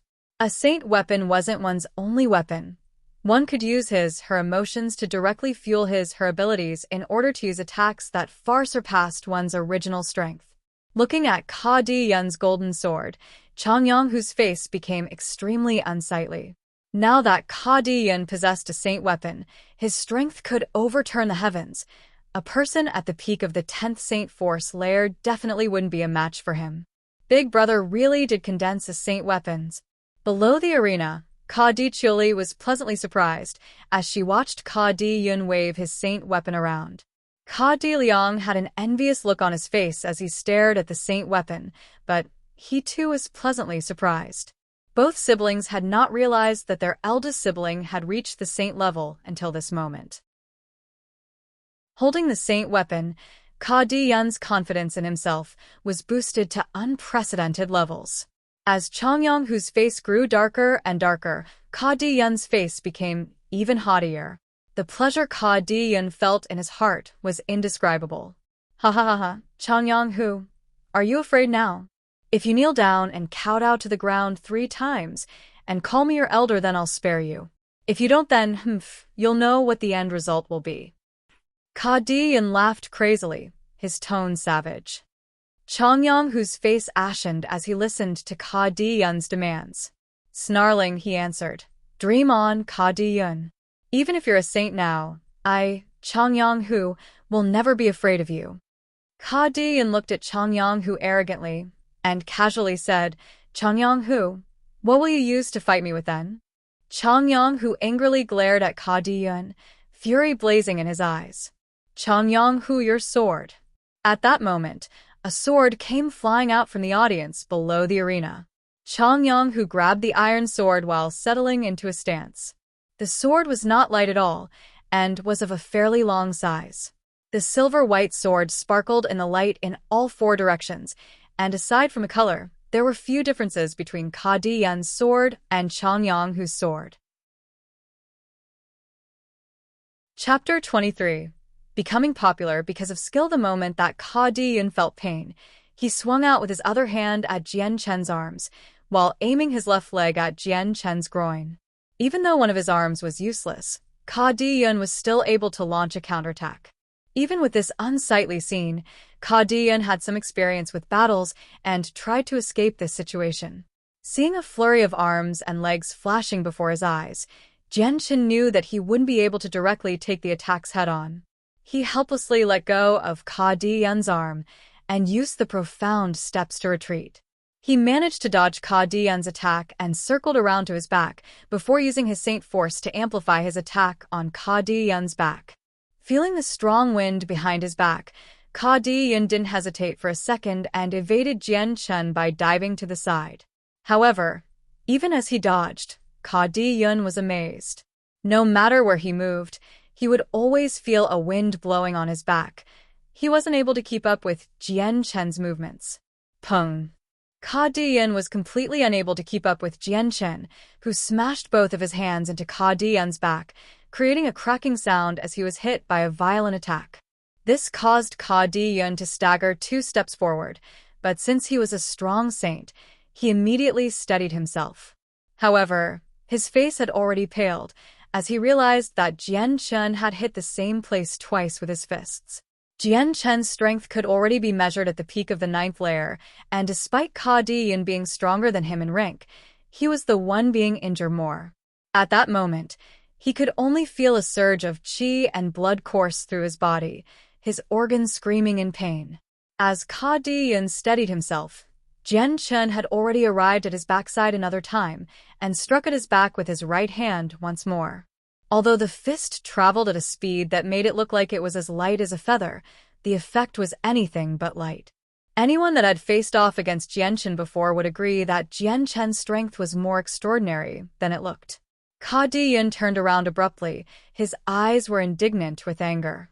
For a strong person like him to suffer this much from someone who was by all rights weaker than him, his simple plan to humiliate Jian Chen was no longer as simple as he thought. Huh!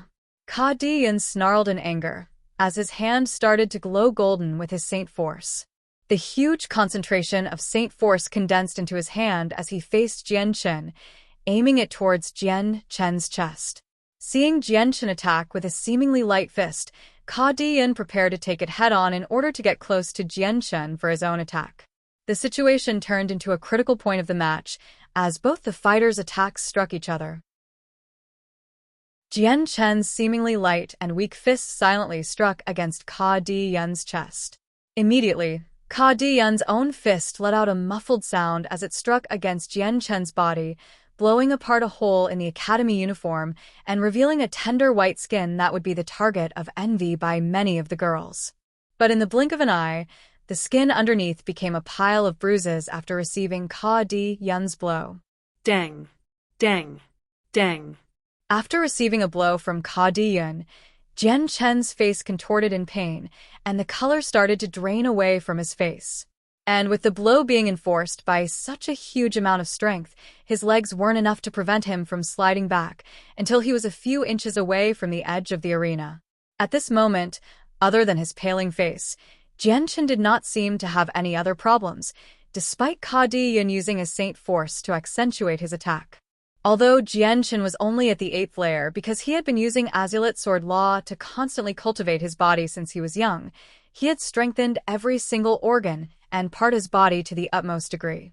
So while on the outside, it seemed that Jian Chen's physical body was quite weak, his actual ability to resist and take damage would leave anyone flabbergasted. Even though Ka Di-yun was a saint, without using his saint weapon, his regular attacks would not be able to seriously wound Jian Chen. At the most, Jian Chen would sport some small bruises. On the other hand, while Ka Di-yun was standing at the same place, his face had scrunched up in major pain as his body began to visibly tremble from the pain he was feeling. Before, Jian Chen's fist that seemed to be as light as a feather impacted against his stomach and caused a peculiar feeling to be transferred over into him. The power forcibly entered his body and suddenly went berserk as it exploded within him, causing his internal body to go crazy from the pain. Ka Di-yun's face became incomparably dark as he used all the saint force within his body began to combat the power that was rebelling inside. Since his saint force was stronger than Jian Chen's, the foreign power within him was cleared away quickly, but the damage was done. At this point, Ka Di-yun was suffering from internal damages as well. The damages weren't very serious, but it would definitely impact his performance in the battle for the worse if it dragged on. Ka Di-yun glared at the calm Jian Chen in front of him with a shocked expression. He hadn't ever imagined that he would be put in such a difficult spot as a saint by someone who was lower ranked than him. Although he wasn't using his saint weapon, his strength was still stronger than those at the peak of the 10th layer, let alone the 8th layer Jian Chen. At that moment, Ka Di-yun finally realized how hard it was to deal with Jian Chen, but it was too late to stop. Over the past few confrontations, he understood that without using the saint weapon, he would have a difficult time beating Jian Chen and might even lose to him. With the saint weapon, he would definitely win against him, but that wouldn't be a bright situation. Besides, he had also clearly stated that he wouldn't use a saint weapon against Jian Chen. If he went back on his word now, then even if he won, his reputation would plummet to the bottom. After all, there were plenty of people watching the match, along with some seniors. Not only that, but he was Ka Di-yun, Jessen Kingdom's elite elder son of the Ka Di clan. He couldn't lose face now. Ka Di-yun was starting to reflect on his actions now, but then Jian Chen decided to charge at him with both his arms outstretched. Rapidly approaching, Jian Chen was using a weird technique to cause his moves to become unpredictable and made him look like a bolt of lightning. In Ka Di-yun's eyes, Jian Chen had become an after-image. Ka Di-yun narrowly blocked Jian Chen's strike. His right arm was dislocated, and he hadn't had enough time to pop it back into place, so he could only use his left hand to block against Jian Chen's attacks. Because of this, in face of Jian Chen's saint force, Ka Di-yun fell from his invincible position and began to fight back earnestly now. He no longer belittled Jian Chen and started to view him as an opponent of the same level. The two people continued to fight at a fast-paced speed. The battlefield became fierce. Jian Chen didn't dare to hold back since Ka Di-yun's strength was much stronger than his own. With both of them in a deadlock, the two could only defend against each other. Jian Chen's attacks were getting stronger and stronger, while Ka Di-yun was finding it harder and harder to resist. Gradually, in front of Ka Di-yun's eyes, all he could see were the palms of Jian Chen's hands. His eyes were getting too tired to differentiate between the after-images of Jian Chen, and he could only rely on his listening abilities to tell when and where Jian Chen would attack. Finally, Ka Di-yun became careless, and Jian Chen struck out at his left shoulder with a powerful strike.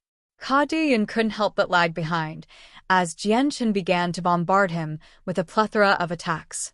It was almost as if Ka Di-yun was in a very violent storm where he was battered from every angle. Pung, pung, pung. Jian Chen repeatedly hit Ka Di-yun on the shoulder with ferocious attacks, and even Ka Di-yun's strong saint power could not bear the attacks. He constantly retreated, and a trace of blood trickled out of Ka Di-yun's mouth.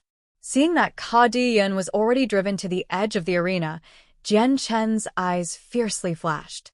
Growling, Jian Chen gathered the saint force into his hand and struck Ka Di-yun in the chest another time. This fist was a lot stronger than the last, and the moment the fist connected, Ka Di-yun fell from the arena down onto the ground below. Jian Chen stood on the arena, while breathing heavily. Since he was constantly using his entire strength, he had exhausted his supply of saint force, to the point where had almost none left within his body.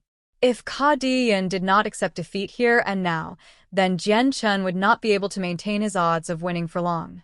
The arena became quiet as everyone stared at the lone figure standing on top of the arena. At this moment, everyone showed incomprehensible expressions. This had already exceeded anyone's wildest guess, and no one had thought that Jian Chen would win against a saint. Most importantly, he had defeated a saint while coming out almost unharmed. Even though the saint didn't use a saint weapon, this outcome was no less surprising nor predictable. At this moment, The arena was completely silent, so quiet that one could hear a pin drop. There were over 200 people that were watching, but not a single person dared to make a sound. Big brother. A voice finally broke the spell of silence over the arena as the Kadi siblings sped over to where Kadi Yun lay on the floor. As if awakened, everyone started to burst into noise, as if the seal of a pot had been broken. All around the arena, people were chattering away noisily with excitement and shock. Heavens, I'm not dreaming. An 8th layer student managed to beat a saint. This is an unprecedented event in the academy history. Is that Changyang Xiang Tian really at the 8th layer? Even a person at the peak of the 10th layer wouldn't necessarily be able to beat a saint who wasn't using a saint weapon. Changyang Xiang Tian's strength can't possibly be only at the 8th saint force layer. Who knows, he might have already condensed a saint weapon. Otherwise, how else would he be able to beat a student like Senior Ka Diyun, a saint? Perhaps Changyang Xiang Tian used some sort of despicable method to win. Jian Chen didn't bother to answer any of the comments and jumped down to where his older brother Changyang was. Looking at his brother's expression of extreme shock, Jian Chen laughed. Big brother, I didn't disappoint you. I've won. Changyang, who became emotional after hearing that, and hugged Jian Chen with both arms. Fourth brother, you're seriously amazing. You managed to beat Ka Diyun, a saint. Your big brother truly admires you, he said as he wrapped Jian Chen in a huge bear hug. Jian Chen let loose a happy smile from the affection before he gradually disentangled himself from his brother's arms. Big brother, there's too many people here to talk. Let's leave this place first. Chapter 24. Skilled Changyang, who unconsciously turned around to look at the crowd before nodding his head. All right, fourth brother. Let's go to your room first. You definitely have to tell me how you beat Ka Diyun, and then later tonight, I'll grab a few friends to come and celebrate. Jian Chen smiled happily at his brother. Big brother, I can teach you how I beat Ka Diyun, but let's forget about the celebration. Fine, I'll listen to you. Come on, fourth brother. Let's go back to your dorm. It's far too noisy here. Changyang, who started to pull his younger brother back towards the direction of the dorms. Changyang Xiang Tian. Before Jian Chen could take a step, a gentle and exquisite voice called out to him. Hearing the familiar voice, Jian Chen blinked out for a moment before turning around. Looking at the speaker, he recognized the figure of the running girl, particularly the pretty girl who had sat next to him in the library earlier. Yes? Jian Chen questioned, as he indifferently looked at the young girl, who was so beautiful that it would be easy to cause a city to fight over her. The girl's voice was like a gentle stream of water as she laughed joyously. Slowly extending her arm out to reveal a purse, she happily said, Changyang Xiang Tian, you managed to win me 100 purple coins. I really have to thank you. Her voice was extraordinarily soft, and also very pleasant to listen to. It was almost as if she was a skylark singing on a peaceful day. Hearing this, Changyang, who appeared to have suddenly realized something. He slapped his forehead in disbelief. Yeah, I just remembered. I put down 100 purple coins. That was my entire savings and I didn't get it back. Fourth brother, you go on without me. Your big brother has to get his money back. And with that, Changyang, who vanished like the wind, back to where the crowd of gamblers were. Looking at Changyang, who rushed back for his money, Jian Chen couldn't help but laugh. At that moment, the girl slowly walked up to Jian Chen, studying his handsome features with her inquisitive eyes. Hello, Changyang Xiang Tian, my name is Yu. May I ask you a question? Jian Chen laughed and replied, Miss Yu, if you have a question, you should go on ahead and ask, but I can't guarantee an answer. No worries. Yu gently laughed before asking, Changyang Xiang Tian, is your strength is really only of the 8th Saint Force layer? Jian Chen hesitated for a moment before he nodded his head. That's right. At the moment, I am currently in the 8th Saint Force layer, but I have a feeling I'll be making a breakthrough into the 9th layer soon.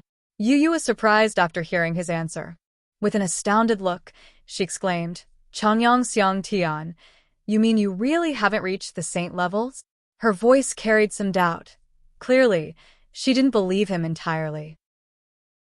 Noticing the disbelief in her voice, Jian Chen furrowed his brows and spoke with some annoyance. Miss Yu, I seem to have answered your question. Even though she was a beautiful girl that could cause countless cities to fight for her, to Jian Chen, she was no different than the average girl. Yu Yu immediately waved her hands in an apologetic motion as she laughed. I'm sorry, Changyang Xiang Tian. I'm just far too amazed. I hope you didn't take offense to what I said. Her voice trailed off as Changyang, who came running back with a joyful face and a fat coin bag. When he arrived by Jian Chen's side, he was tossing the purse up and down his hand as he snickered. Fourth brother, your big brother is very wise. In less than an hour, I've won 100 purple coins. 100 purple coins was by no means a small number to a commoner, and for those who only ate a simple amount of food in their lives, 100 purple coins could feed a family of 3 for the rest of their lives. Staring at the coin purse in his brother's hands, Jian Chen started to smile and said, Miss Yu Yu, if you have no other questions, then I'll be leaving first. Yu Yu smiled back at him. That's fine. I won't hold you up any longer. I haven't finished reading my book either, so I'll be returning to the library. Changyang Xiang Tian, I'll see you later. Soon after, Jian Chen brought his older brother back to his dorm and closed the door as they both walked in. Immediately, Changyang, who impatiently asked, Fourth brother, you got to tell me what you did to beat Ka Diyun, and how strong you really are. It couldn't only be at the 8th Saint Force layer. You have to be a saint. As he spoke, Changyang, whose face revealed an impatient, excited face as he waited for an answer. Jian Chen gently shook his head. I'm not. Big brother, my actual strength should be not too far away from the 9th Saint Force layer. As for reaching the saint level, I believe I'm still quite far away from it. Changyang, who looked at him with doubt.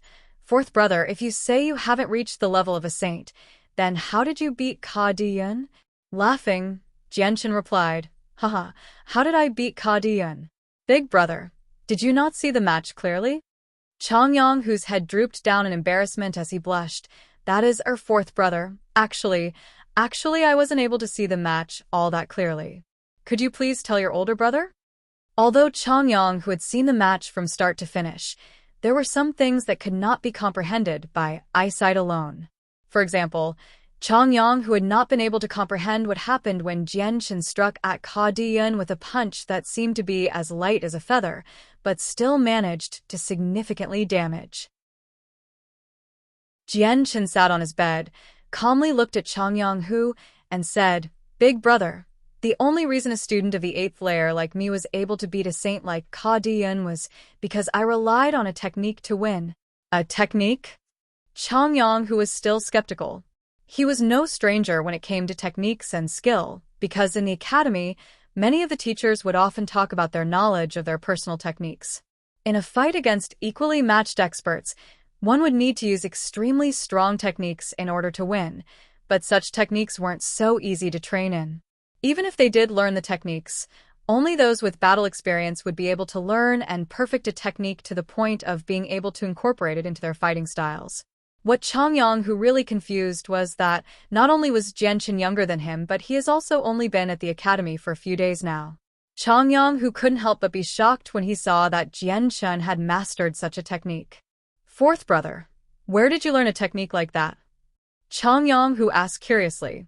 Jian Chen shook his head sadly. Big brother, I can't tell you that.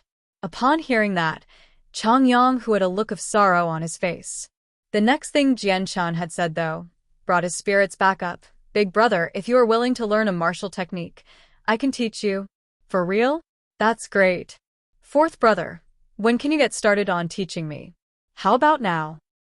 He was anxious to get started and wanted to learn this amazing technique right away.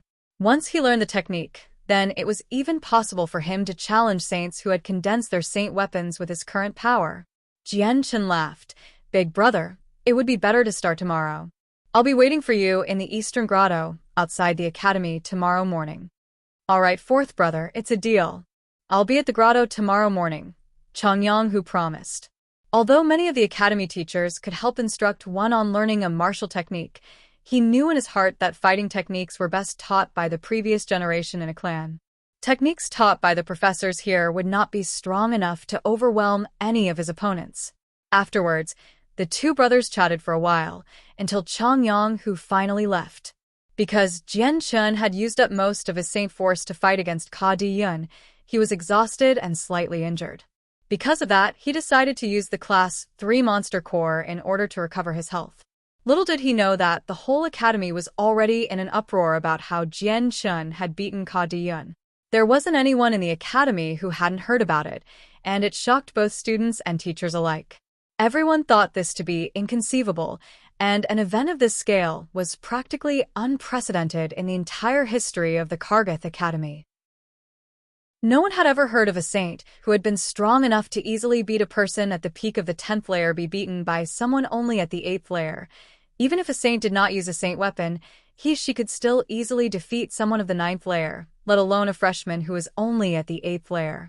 The news of the fight between Jian Chun and Ka Di Yun soon reached the ears of the headmaster. Within the middle of the central tower in Kargath Academy, the headmaster pondered about the situation while standing next to the open window. As his eyebrows knit together, he asked, "Bai En, is what you say true? Changyang Xiang Tian actually beat the Saint Ka Di Yun while he was only at the 8th Saint Force layer?" Even the headmaster couldn't believe it the first time, and his eyes twinkled in curiosity. The vice headmaster, Bai En, stood respectfully behind the headmaster. In response to the headmaster's words, Bai En replied, "Headmaster, I've heard all of the students talk about it, but I'm not too sure of the exact details. But right now, this event has set the academy upside down. Practically every teacher knows that Changyang Xiang Tian has beaten the higher-ranked Ka Di Yun.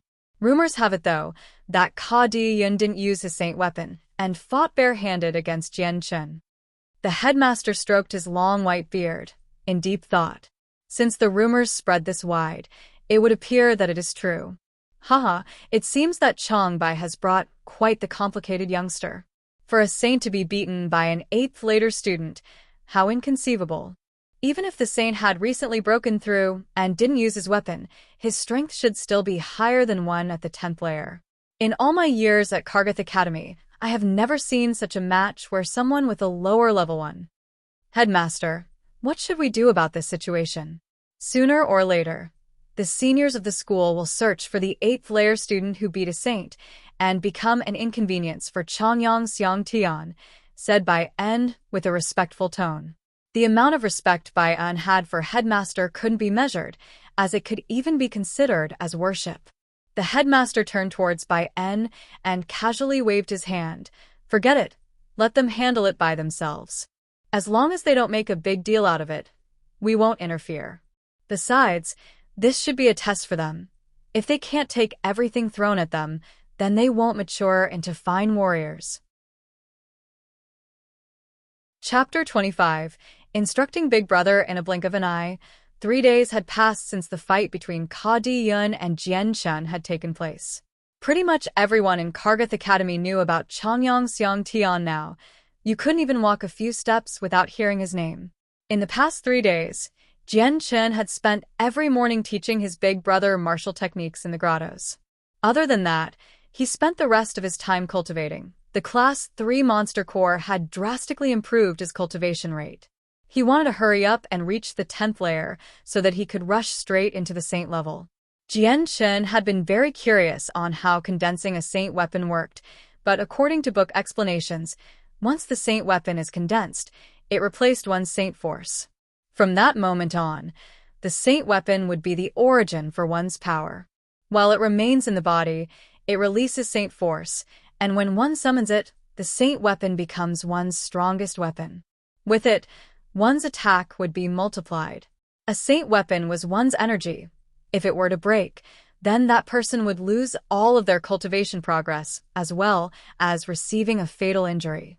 If the break was fatal enough, then the practitioner would die. However, a saint weapon was extremely strong. It wouldn't break unless the opposing side was vastly stronger than them. The next morning, Jian Chun opened his eyes, signifying the completion of last night's cultivation. After 3 entire days of cultivation, the saint force inside Jian Chun had been strengthened, and he estimated that he was long since past the 9th layer. He would have to test his saint force to find out whether or not he became a 10th layer practitioner or a saint. Getting off his bed, Jian Chun got dressed quickly before heading out of his dorm. The sky was still dark, and majority of the students were still cultivating or sleeping. The sports field was relatively peaceful since there are no people in sight. Only in remote corners did Jian-Chen see a few other early risers practicing. Passing the field, Jian-Chen immediately headed towards the grotto. These past few days, Jian-Chen was to spend some time every morning to teach his older brother some knowledge about the aspects of fighting. After all, in his previous world, Jian-Chen was a wanderer and an expert for many years, so he had participated in countless battles. The amount of battle experience far surpassed that of the Kagarth Academy teachers. If actually compared, Jian-Chen already had the qualifications to go teach the Kagarth Academy teachers. When Jian-Chen arrived at the grotto, he discovered that his older brother Changyang, who was already waiting there, and was currently sitting on a tree stump. He had an aimless expression as he randomly swept his gaze around his surroundings in boredom. As soon as Jian-Chen appeared, he immediately stood up in excitement and jumped up from the tree stump. He happily said, "Fourth brother, you've finally arrived." Jian-Chen smiled. "Big brother, why did you arrive so early?" It's habit, just a habit." "Fourth brother, let's start now. I spent the whole day yesterday trying to make heads or tails of the utilization of power you mentioned yesterday morning, but I was still unable to understand it. Can you re-explain it in detail to your big brother one more time?" Changyang who asked in a slightly embarrassed tone. "Of course I can." Jian-Chen smiled and replied, "Big brother, I'll tell you about that tomorrow morning. Today, I'll personally demonstrate it to you." Saying this, Jian-Chen picked up a skinny stick next to his feet. "Big brother, watch closely." Saying this, Jian-Chen took the branch and lightly waved it in the direction of a small tree, about the thickness of his wrist. When the branch approached the small tree, the skinny branch directly left his hand and silently pierced through the small tree, as if there were no obstacles at all. It seemed almost as if the small tree was originally only a mirage. As he watched this strange scene, Changyang who started to have major doubts. At that moment, a rustling sound was heard, as the small tree started to split in the middle, the top half crashing down. Changyang who opened his eyes wide and immediately ran towards the tree only to see this strangely smooth incision on it.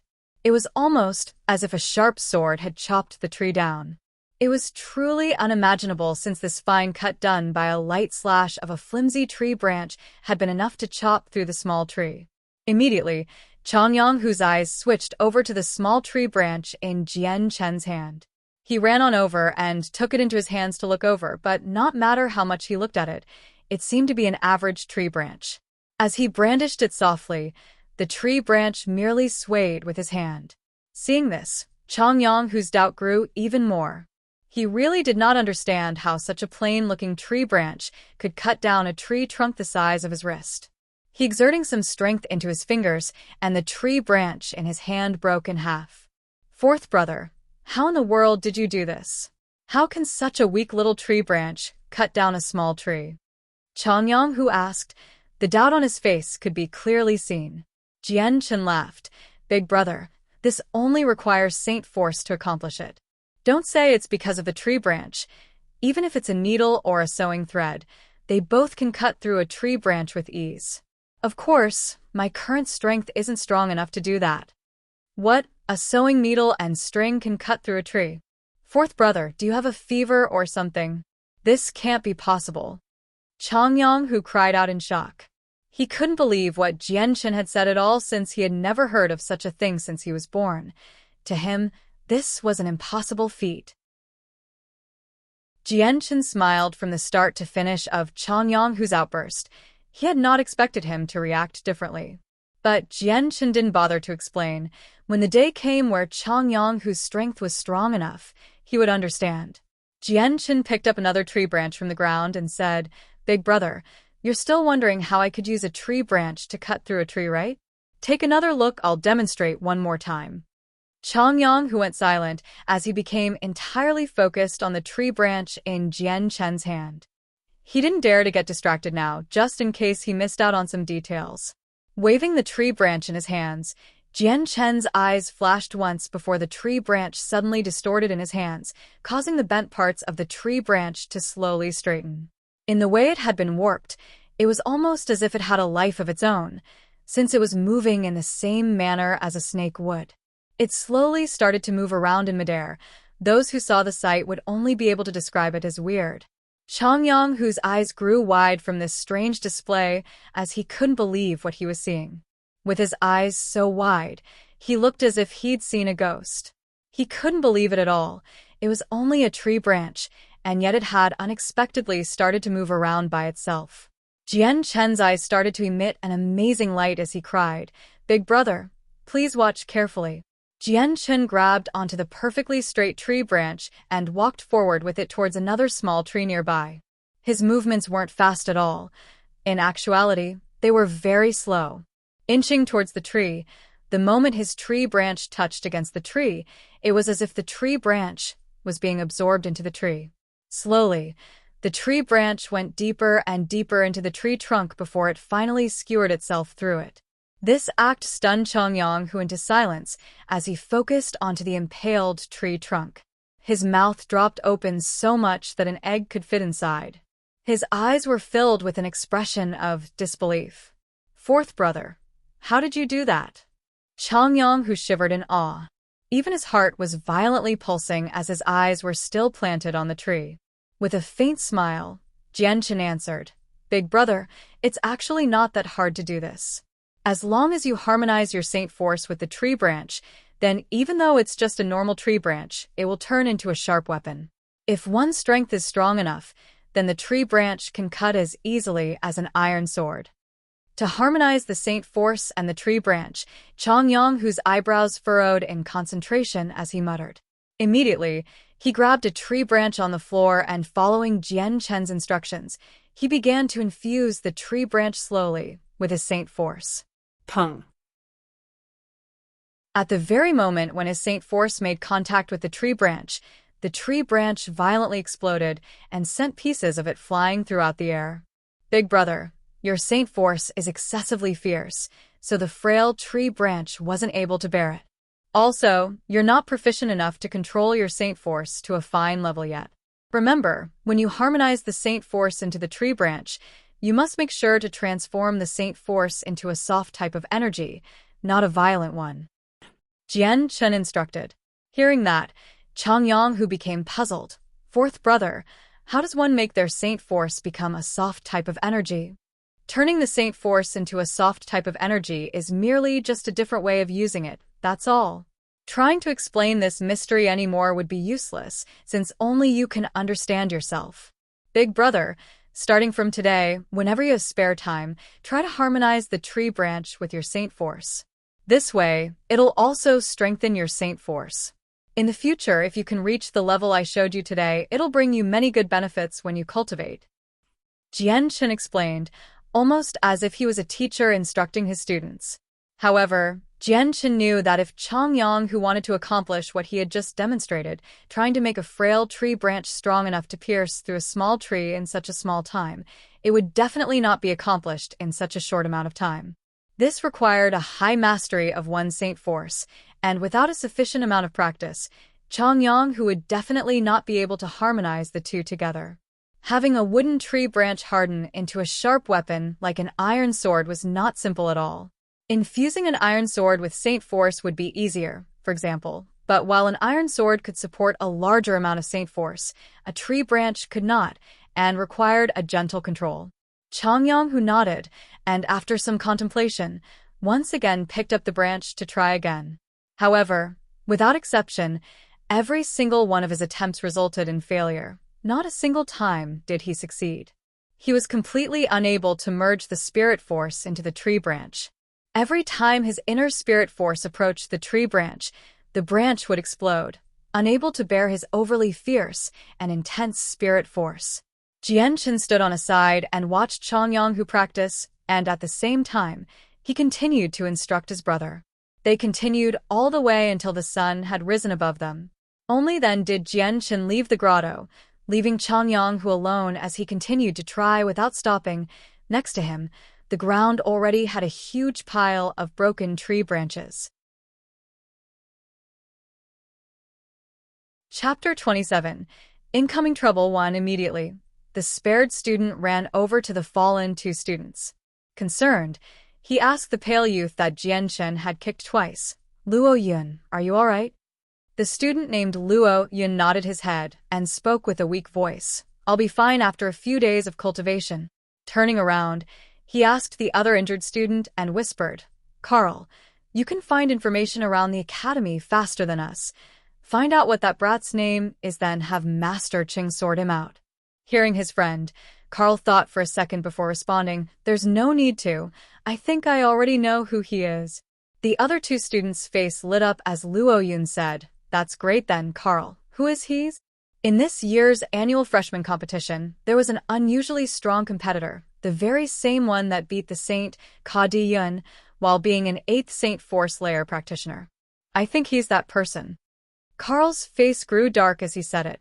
As the two students heard Carl, their faces immediately changed.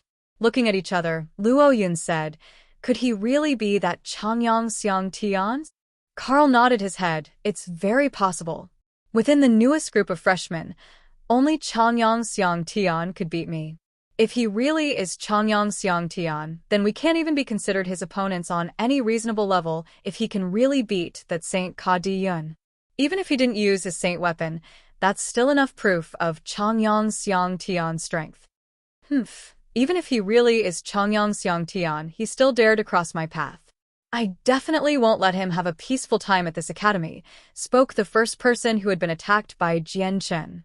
Luo Yun's white face started to sneer as he growled, "That's good. Our Luo clan's young master had been asking around for news about Changyang Xiang Tian recently. If he hears about this, the young master will be happy. It's a pity that we didn't know where he was for the past few days. After searching for him, who knew that he would coincidentally just show up here and now? Luo Yun, you go find the young master of your Luo clan, Chen Feng, and I will call out Master Cheng. I doubt that Changyang Xiang Tian would be a match for Master Cheng." Carl growled, "Fine, we'll all do what we need to, but I suggest that we leave one person behind to continue observing Changyang Xiang Tian. Since the academy is so large, if Changyang Xiang Tian decides to hide, we'd never be able to find him," Luo Yun proposed. Carl nodded his head before turning to his friend behind him, Chen Feng, "You stay here and observe him. I'll go find Master Cheng." "No problem," Chen Feng promised without hesitation. After the tasks had been split up, Chen Feng left to trail Jianchen, while the two other students picked up the still unconscious one and left to do their own task. Within the library, Jianchen sat down at a nearby table with 2 books and began to eagerly read. Because the day was still early, the library was very empty and quiet. Aside from Jianchen, there was only a middle-aged female janitor nearby bustling around. The woman was around 40 years old with an average appearance. Since she had no talent in cultivation, she was only at the 6th Saint Force Layer, even though she was already 40. Even the weakest student in Kargath Academy was stronger than her. The woman tilted her head up to look at the studying Jianchen, and although she didn't know his name, Jianchen had left a deep impression on her. Aside from the past 3 days, Jianchen had always been the first student to enter the library and was always studying for the whole day. There were even some days where he didn't eat lunch to continue reading. The janitor lady had already been serving the academy for many years, but Jianchen had been the very first student she had ever seen that was so hardworking. What a hardworking child, she had muttered to herself as she set out to do her tasks. In a large room, a youth around 20 years old stood in the middle of the room with his eyes closed. His body was positioned in a very strange way, and like a log, he just stood there without moving a single inch. Dong, dong, dong. At that moment, a muffled knock was heard from the other side. At the same time, the youth with the closed eyes began to slowly open them, and maintaining his strange posture, he stared at the door. "Who is it?" he called out. "My lord, it's me, Luo Yun," came the voice from outside. "Enter," he stated. The door opened, allowing the 20-year-old man to see one of the 4 students that was beaten up by Jianchen, Luo Yun. Luo Yun looked at the weirdly positioned youth without batting an eye, as if this wasn't a strange occurrence. That was because this weird position was actually the Luo clan's method of cultivation. In the Tianyuan continent, there weren't many training manuals recorded. Among the few of them were cultivation meditation, and even less people had mastered a new position to cultivate in. The Luo clan was definitely the latter and would put their bodies into a position unique to them in order to maximize their cultivation. Luo Yin walked over to the other youth and stooped over in respect. Master, for the past few days you've been searching for the whereabouts for Changyang Xiang Tian. I've just recently found and met him. Although Luo Yun had a great standing within his clan, in front of this youth, even he would not dare to be arrogant. That was because this youth was Luo Jian, the first son of the clan leader of the Luo clan. Along with the loving affection from the clan leader, he was deemed to be the future successor of the Luo clan, and so Luo Yun had wanted to curry favor with him. You found Changyang Xiang Tian. Upon hearing that, Luo Jian's eyes brightened up. Noticing Luo Yun's pale face, Luo Jian's eyes trailed down Luo Yun's shirt to see the single footprint on his chest. With a haughty voice, Luo Jian said, "Seeing you in such a sorry state, it would appear that this Changyang Xiang Tian forced you to suffer quite a bit." Luo Yun's face grew angry as he spoke. "What the Lord says is correct. I just recently saw Changyang Xiang Tian and politely asked him to come visit my lord. But that Changyang Xiang Tian was completely outrageous and arrogant beyond belief. Not only that, but he is extremely violent and most importantly, he did not care for you at all. He said that the Lord is..." Luo Yin started to trail off from hesitation. Luo Jian scowled. "Don't just stand there and stutter. What did Changyang Xiang Tian say about me?" Luo Yun's eyes flashed with an indignant color as he hesitated for one last time. With a spurt of courage, he cried, "Changyang Xiang Tian said that the master wasn't worth a fart, and throwing a shoe at him would not be worth the effort." What? Luo Jian's face grew just as angry as his emotions. Although the Luo clan was not extremely influential within the Tianyuan continent, within the Joseon Kingdom, they were one of the most prestigious clans with a 200-year-old history. In the Joseon Kingdom, the amount of clans that could beat them in power could be counted on one's hands. When it came to the successor of the Luo clan, it can be said that Luo Jian was a noble of extremely high standards that even the crown prince and princess of the kingdom could be considered to be on the same footing as he was. He didn't think that within the Kargath Academy there would be an unknown freshman that would dare to be so egotistical. In his entire life, he had never seen someone so arrogant towards him. Luo Jian's stare grew cold towards Luo Yun. He really said this? The amount of anger was hardly being concealed by Luo Jian's tone. Seeing Luo Jian's reaction, Luo Yun was secretly delighted. However, he quickly regained himself and said, "Yes, my lord, what Luo Yun says is true. I wouldn't dare lie to you. This Changyang Xiang Tian is truly too arrogant. He never saw you as anyone worthwhile, and even dared to spout out arrogant words. If we do not teach him a lesson, then I fear that the Lord will lose face and be the target of ridicule within the academy." The more Luo Yun spoke, the angrier Luo Jian became. Standing to his feet, he growled, "Where is Changyang Xiang Tian? I want you to bring me to him, and if he truly doesn't see me as someone worthwhile, then I shall see how strong he is." "Yes, of course. Please follow me, my lord." Luo Yun exited the room and brought the angry Luo Jian out of the room with him towards the library. At the same time, within one of the rooms in Kargath Academy, the respectable Carl brought another 20-year-old youth out and towards the library. As they passed through the sports field, a few seniors noted the group with looks of surprise. Their comments could be heard from all directions. "AI, isn't that person walking over their Lord Chung? He hasn't been seen around the academy for over a year already. What wind blew him here today?" A senior around the same age as him said in surprise. "I've heard that a year ago, Lord Chung had already reached the middle levels of sainthood, so there's no telling how strong he is now. Lord Chung is definitely the genius of Kargath Academy. He had condensed a saint weapon at the age of 19 and became a saint. At the age of 20, he then reached the middle levels of sainthood.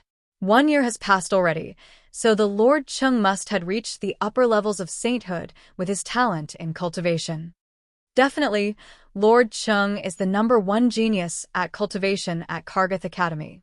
The headmaster had even said before that by the age of 23, Lord Chung would definitely become a great saint. Becoming a great saint by the age of 23, Lord Chung is truly amazing.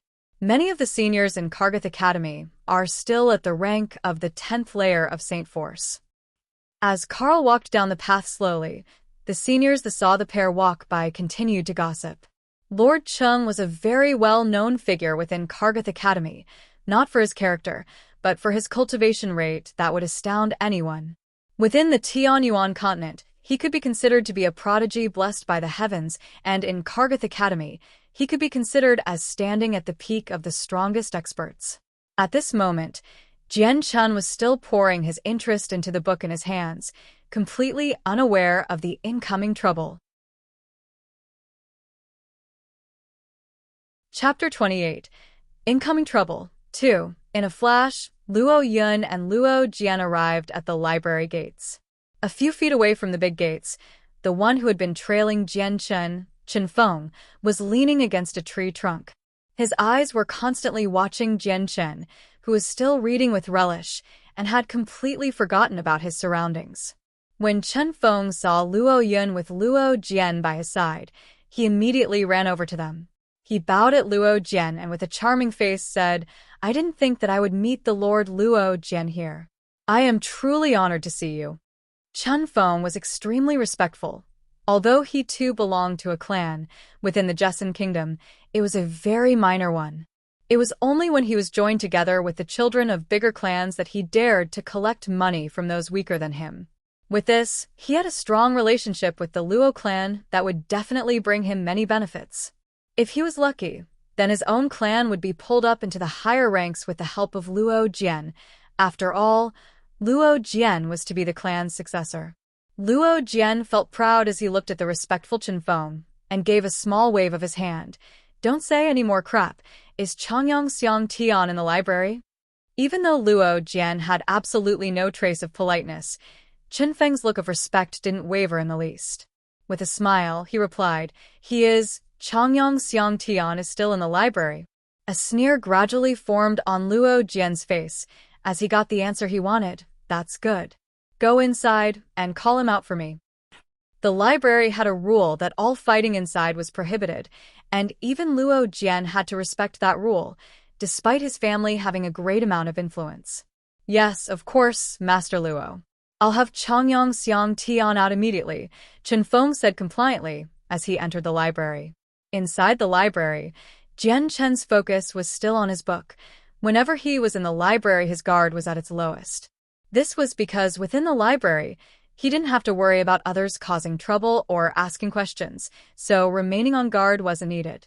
While Jian Chen was lost in his own world, he had the sudden feeling of someone's hand clasping down on his shoulder. Although he was still reluctant to part from his book, he looked to the youth standing next to me with a cold sneer on his face. From his memory, he remembered that this person was one of the 4 people who had tried to extort protection money from him. Chen Feng stood by his side with a look of great joy at Jian Chen's impending doom. With a strange tone, he said, "Changyang Xiang Tian, I didn't think we'd see each other again so soon." "It's you." Jian Chen scowled. Without giving him face, he spoke, "If you're still looking for protection money, then you can scram." Chen Feng's eyes flashed with anger, but he didn't dare make a move towards Jian Chen. The library was strict on their rules, and he was sure that he wasn't a match for Jian Chen. Chen Feng stuck his chest out as he glared maliciously at Jian Chen and coldly said, "Changyang Xiang Tian, although I am no match for you, Kargath Academy is not someplace you can rampage around. If you really have the guts, then follow me outside. Otherwise, prepare to stay in this library for the rest of your life." After dropping these words, Chen Feng directly walked out of the library. However, the words he had said had already attracted the attentions of all the students within the library. Immediately, many people began to shift their attentions to Jian Chen with complicated expressions of envy, respect, and jealousy. Jian Chen slowly closed the book with a crossed expression. From Chen Feng's words, it would seem that he got reinforcements to help him. Jian Chen's eyes twinkled as he put the book back on the bookshelf and then walked towards the entrance of the library, deep in thought. Although he knew people were waiting outside for him, if he didn't go out then people would think he was afraid of them. If Jian Chen wanted to continue reading books in the library in peace, then he would need to reveal his own strength and inspire fear into the others. Otherwise, more and more people would come and find trouble with him. There would be no point in coming to the library in that case. Although he knew that the people outside were definitely not weak, it was possible that they were experts at the same level as Ka Diyun. However, Jian Chen still did not show any trace of fear. He was confident that if he faced a saint at his current level, even if he didn't win, he would not easily lose. After all, no matter if it were battle experience or techniques, Jian Chen far surpassed anyone else at the academy. Moreover, he was a person who had experienced countless life or death situations. As soon as Jian Chen left the library, he looked up to find 3 youths standing outside the door. They didn't look very different from each other, as they all wore the school uniform. 2 of the people were part of the extortion group Jian Shan had met before, and the third one was looking at Jian Shan with an expression full of arrogance. It was obvious that he had been a helper summoned by the other 2. Seeing Jian Chen actually walk out of the library, Luo Yun began to laugh evilly. He whispered to Luo Jian standing next to him, "My lord, he is Changyang Xiang Tian." Luo Jian's arrogant eyes sized up Jian Chen with an expression of disdain, and he coldly said, "Brat, are you Changyang Xiang Tian?" Jian Chen gave Luo Jian a level look. Luo Jian looked to be around 22 to 23 years old, and he had an extremely handsome appearance. However, his expression did not hide any of his arrogance. "And who are you?" Jian Chen indifferently replied to Luo Jian, his tone ice-cold. Luo Yun, who was standing next to Luo Jian, shouted, "How dare you, Changyang Xiang Tian? What kind of status do you have to dare to use that kind of tone to talk to my clan's lord? Do you want to get kicked out of this academy? Changyang Xiang Tian, hurry up and apologize to my lord. Otherwise, don't think you can stay at Kargath Academy for much long." Chen Feng did not miss the chance to suck up to Luo Jian and yelled back at Jian Chen in an indignant tone. Hearing these 2's words, the Luo clan's lord, Luo Jian, became even haughtier, and his face was full of self-pride. Jian Chen's unchanged face gradually showed a hint of a sneer, and he looked at the 3 people with disdain, and said, "Based on your words, are you saying that the headmaster of Kargath Academy will listen to you 3? Or perhaps, are you saying that Kargath Academy belongs to your clan? Whoever you want to leave must leave. The 3 of you are really too audacious to even dare to look down on the headmaster." Hearing Jian Chen's words, the expression of both Luo Yun and Chen Feng suddenly paled. Even Luo Jia, who had a huge clan backing him up, he could not stop his expression from turning unsightly as he glared poisonously at Jian Chen. Although he had the most influence backing him up out of the 3 since Luo Jian was the successor of Jessen Kingdom's powerful Luo clan, he did not dare to show any disrespect towards the headmaster of Kargath Academy. If Jian Chen's words spread to the headmaster's ears, then they would be heavily punished. In the worst-case scenario, they could be directly expelled. Even if Luo Jian had a powerful background, even if his father was Luo clan's clan leader, even if he was Luo clan's successor, there was no way he could get away of such a consequence completely cop-free. His Luo clan would definitely not be willing to offend Kargath Academy's headmaster for his sake. Luo Jian's face turned gloomy, and he glared at Jian Chen. "Changyang Xiang Tian, you really are quite arrogant. I just wonder if you have the qualifications to be so arrogant." Jian Chen laughed in disdain and coldly replied, "Stop wasting your breath. Just say why you've come looking for me." Luo Jian let out a smile filled with a murderous intent. "The reason I came is very simple. I just wanted to see how someone like you defeated a recently advanced saint, even if Ka Diyun didn't use a saint weapon. Changyang Xiang Tian, are you really that amazing?" Luo Jian cracked the knuckles on both his hands before clenching them both. The loud snapping sound from his knuckles was clear to hear as a strong amount of energy started to emit from his body onto Jian Chen's own. At the same time, the people who were reading their books inside the library all closed their books. Everyone started chatter excitedly as they watched the events that were happening with Jian Chun with pleasure. Regarding the qi that Luo Jian was emitting, Jian Chun was not affected at all and stood straight like a towering mountain. Luo Jian's strength was clear to Jian Chun and was not at all weaker to Ka Diyun. However, it was not strong enough for him to fear. Instead, his fighting spirit rose. As soon as they saw the two opponents were about to start fighting, the people in front of the library began to retreat, afraid that they would be affected by any shockwaves. How could we miss such an interesting battle? Just before the two people were about to begin fighting, a voice suddenly rang out from the back, and a few youths wearing the school uniform walked out from behind.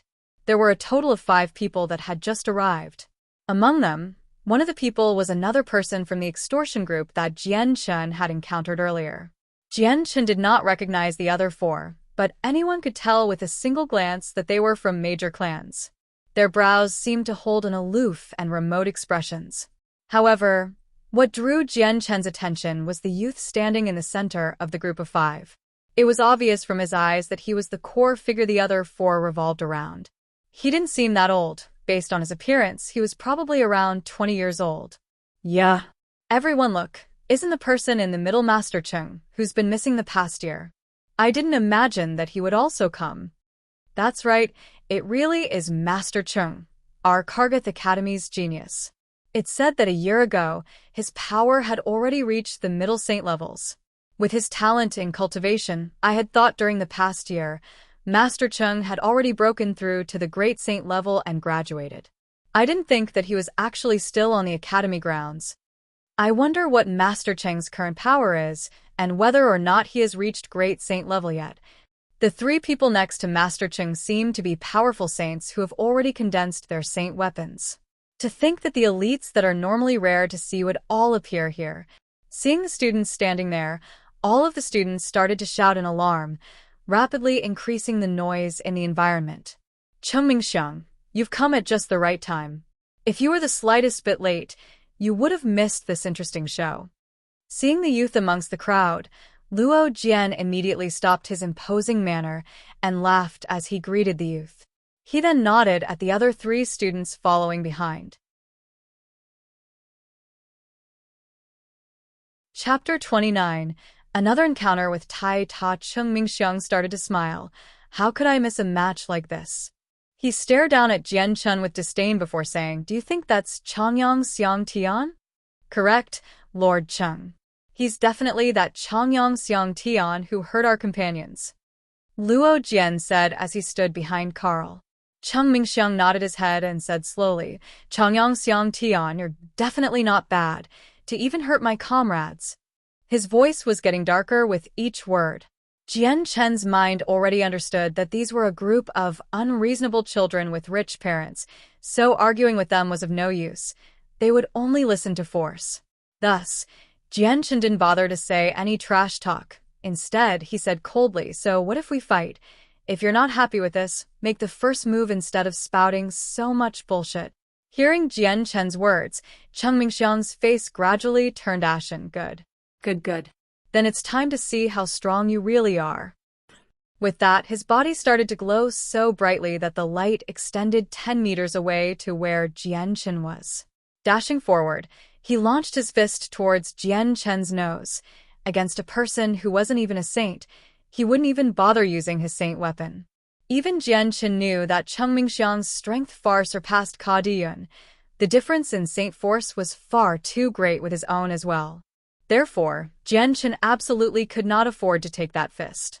Just when Cheng Mingxiang's fist was about to connect with Jian Chen's head, his head suddenly blurred and dodged the fist. At the same time, Jian Chen's 2 fists went up to grab at the incoming arm from Cheng Mingxiang. Assuming a horse stance, he stiffened his back and pulled at the arm with both of his own. Originally, when Cheng Mingxiang was attacking, his center of gravity had been leaning forwards. Now, Jian Chen had pulled him further.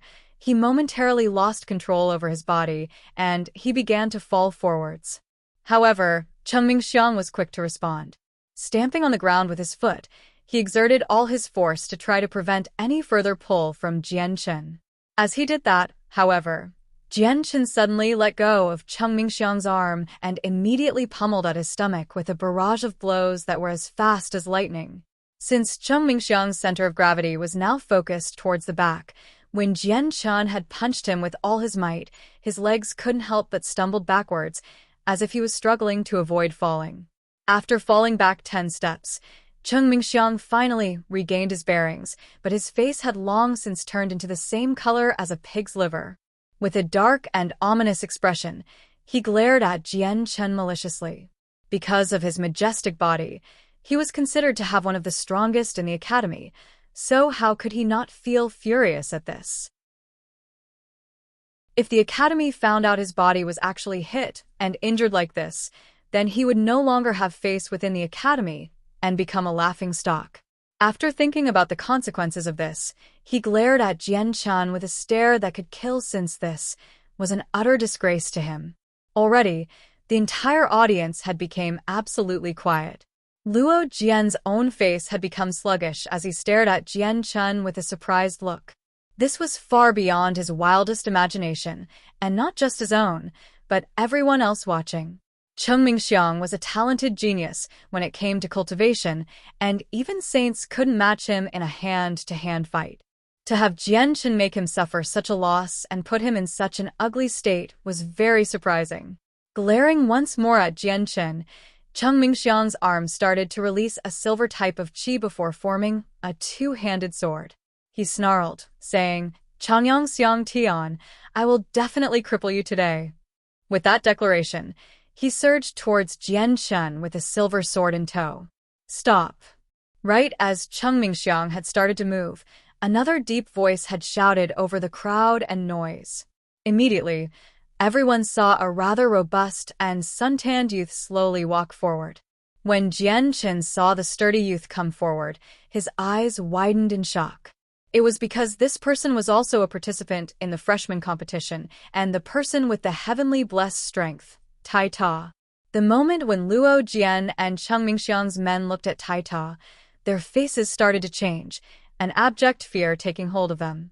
Luo Yin didn't recognize Tai Ta at all, so with an arrogant cry towards Tai Ta, he demanded, "Who are you?" "This is business concerning Lord Luo and Lord Cheng, so don't interfere, otherwise you'll regret it. Shut your mouths." Not even waiting for Luo Yin to finish talking, Luo Jian cut into Luo Yun's speech. Not even paying attention to Luo Yun's look of surprise, Luo Jian's face contained a smile towards Tai Ta as he cupped his hands in salute. So, it was Brother Tai Ta after all. This one wonders what Brother Tai Ta is doing here. Tai Ta looked at him with a strange look before speaking in a low voice. "Who are you? I don't recognize you at all." Not understanding why Luo Jian's face became so unsightly, Tai Ta directly walked towards Jianchen and lifted his hand to clasp onto Jianchen's shoulder. "Changyang Xiang Tian, I didn't think I'd meet you here, of all places. It has been so many days since I last saw you," he boomed. Jianchen also gave a faint laugh. "Tai Ta, let us put off this chat for now, and let me take care of a few troublesome matters first." Listening to what Jianchen said, Tai Ta's head whipped over to Cheng Mingxiang and Luo Jian's group and slowly stared at them before pointing a finger. "Changyang Xiang Tian, could it be that they're trying to bully you?" "It could be said that way, yes," Jianchen indifferently said as he crossed his arms in front of his chest. As soon as he heard this, Tai Ta immediately rolled up his sleeves. He fiercely looked at the opposing group of people and loudly declared, "Changyang Xiang Tian is my brother. Anyone who bullies him is bullying me as well. Whoever wants fight, come out. Even though my power might not be that strong, I, Tai Ta, am not afraid of you guys." Hearing Tai Ta's words, Jianchen hesitated for a second. He looked at Tai Ta in confusion, not quite understand when he had become Tai Ta's brother. Cheng Mingxiang and Luo Jian's expressions changed. They glanced at each other with a serious look. It was obvious that they were somewhat afraid of Tai Ta.